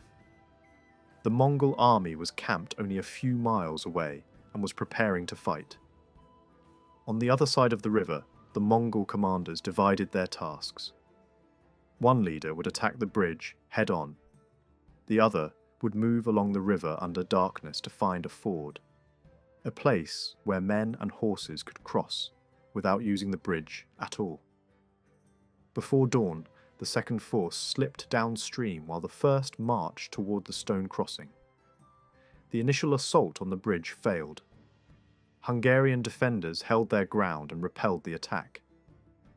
But then the attackers rolled forward heavy machines that did not belong to the steppe in the imagination of European knights. Stones flew, and then came projectiles that shattered with a frightening violence. Explosions and sudden flashes unsettled the defenders and broke their rhythm. The bridge position, which had felt solid minutes earlier, became psychologically unstable. Men ran for the safety of the wagon-ringed camp. While attention fixed on the bridge, the second Mongol force found a crossing place and moved into the hills above the Hungarian camp. It was the quiet part of the plan, the part that mattered most. By the time Bella's cavalry surged out to meet the enemy at the bridge, the battlefield was already shifting against them. The Hungarian charge was a thunderous wall of armoured men, shields, and lances. The Mongols did not meet it head-on. They broke apart, scattered wide, and began to circle. Arrows fell like a stinging rain, striking horses and men. The heavy cavalry could not catch riders who refused to be caught. Without enough archers of their own to answer the storm, and unable to force a close fight, the knights pulled back. Attempts were made to rally for a second charge. Few volunteered to ride into that same arrow fire again. A small group went forward anyway, joined by a hard core of elite Western knights. It ended as the first charge had ended. More bodies, more wounded, and a retreat toward the wagons. The king's brother was injured. The Western knights were wiped out. A handful of men made it back alive. Then the pressure tightened. From the slopes above the camp, the newly arrived Mongol force began launching flaming arrows into the wagon circle. Fires spread. Smoke and panic followed. The improvised fortress that had been meant to protect the army became a cramped trap where men could not maneuver, horses screamed, and leaders struggled to restore order. At the height of the chaos, something unexpected happened. Mongol riders pulled away from one side of the encirclement and left an opening to the west, a corridor that looked like an escape route back toward Pest. The firing eased. The gap remained open. Cautious men slipped out first, then more, until the whole army surged forward, convinced the enemy was allowing them to withdraw. It was not mercy. It was design. Once the fleeing mass entered forest and broken ground, the corridor closed. Riders struck from behind and from the sides, cutting down those who slowed, those who fell, and those who became separated. Exhaustion became a death sentence. Small groups tried to hide in churches along the way. The buildings were burned. Others ran into villages begging for shelter. The villages were destroyed, and civilians paid alongside soldiers. The king escaped because he rode faster than the chaos behind him. Survival demanded ruthless choices. His wounded brother could not keep pace and was left behind. While the remnants of the army staggered back toward Pest, the king vanished into mountain routes and sought refuge at a remote monastery. By coincidence or fate, another fugitive had reached the same sanctuary, a Polish ruler fresh from defeat, carrying the same expression of disbelief that now followed Bela. When the battered army finally returned to Pest, it was a fraction of what had marched out. Tens of thousands were missing, killed, scattered, or captured. The king's brother, though near death, warned the barons that the city could not hold. It should be evacuated, he argued, before it became a sealed pit. The warning was ignored. Pride and habit demanded a stand. The Mongols arrived days later and proved the warning right. Pest was overwhelmed, its defences broken, its people slaughtered or taken, and the town reduced to a charred ruin. Whether the dying prince lived long enough to learn the outcome is uncertain. Across Europe, the scale of the defeats landed like a cold shock. Poland and Hungary had lost many of their strongest leaders and best fighters within weeks. Rumours ran ahead of truth, claiming entire kingdoms had been erased. Some chroniclers wrote as if Hungary itself had ceased to exist. Even in places not yet touched by the invasion, fear began shaping politics, sermons, and strategy. The Mongols, meanwhile, pushed the advantage. An order went out to hunt down the Hungarian king and finish the campaign by removing the symbol around which resistance could reform. Scouts and informants tracked Bella's movements toward the Adriatic coast, where refugees gathered and nobles hid behind coastal strongholds. The shoreline offered one hope: flight by sea. The invaders were terrifying on land, but they could not yet command the water. The pursuit became a grim chase across Dalmatia. Bela reached a coastal town, then escaped onto an island. The Mongols forced local sailors to carry warriors across the water. Bela slipped away again, back to the coast, then to another fortified place. Messages were delivered to towns demanding surrender of a king who was not their blood relative, threatening punishment if they sheltered him. Each time, Bela moved on, turning survival into a constant sprint between walls and harbours, cliffs and monasteries. The pursuers raided villages along the coast in frustration, burning and taking what they could when the king stayed just out of reach. Preparations were made to cross to yet another island where Bela had fled. Then nature interfered. A storm delayed ships and slowed momentum. Before the weather cleared, a messenger arrived from the Mongol High Command with news that changed everything.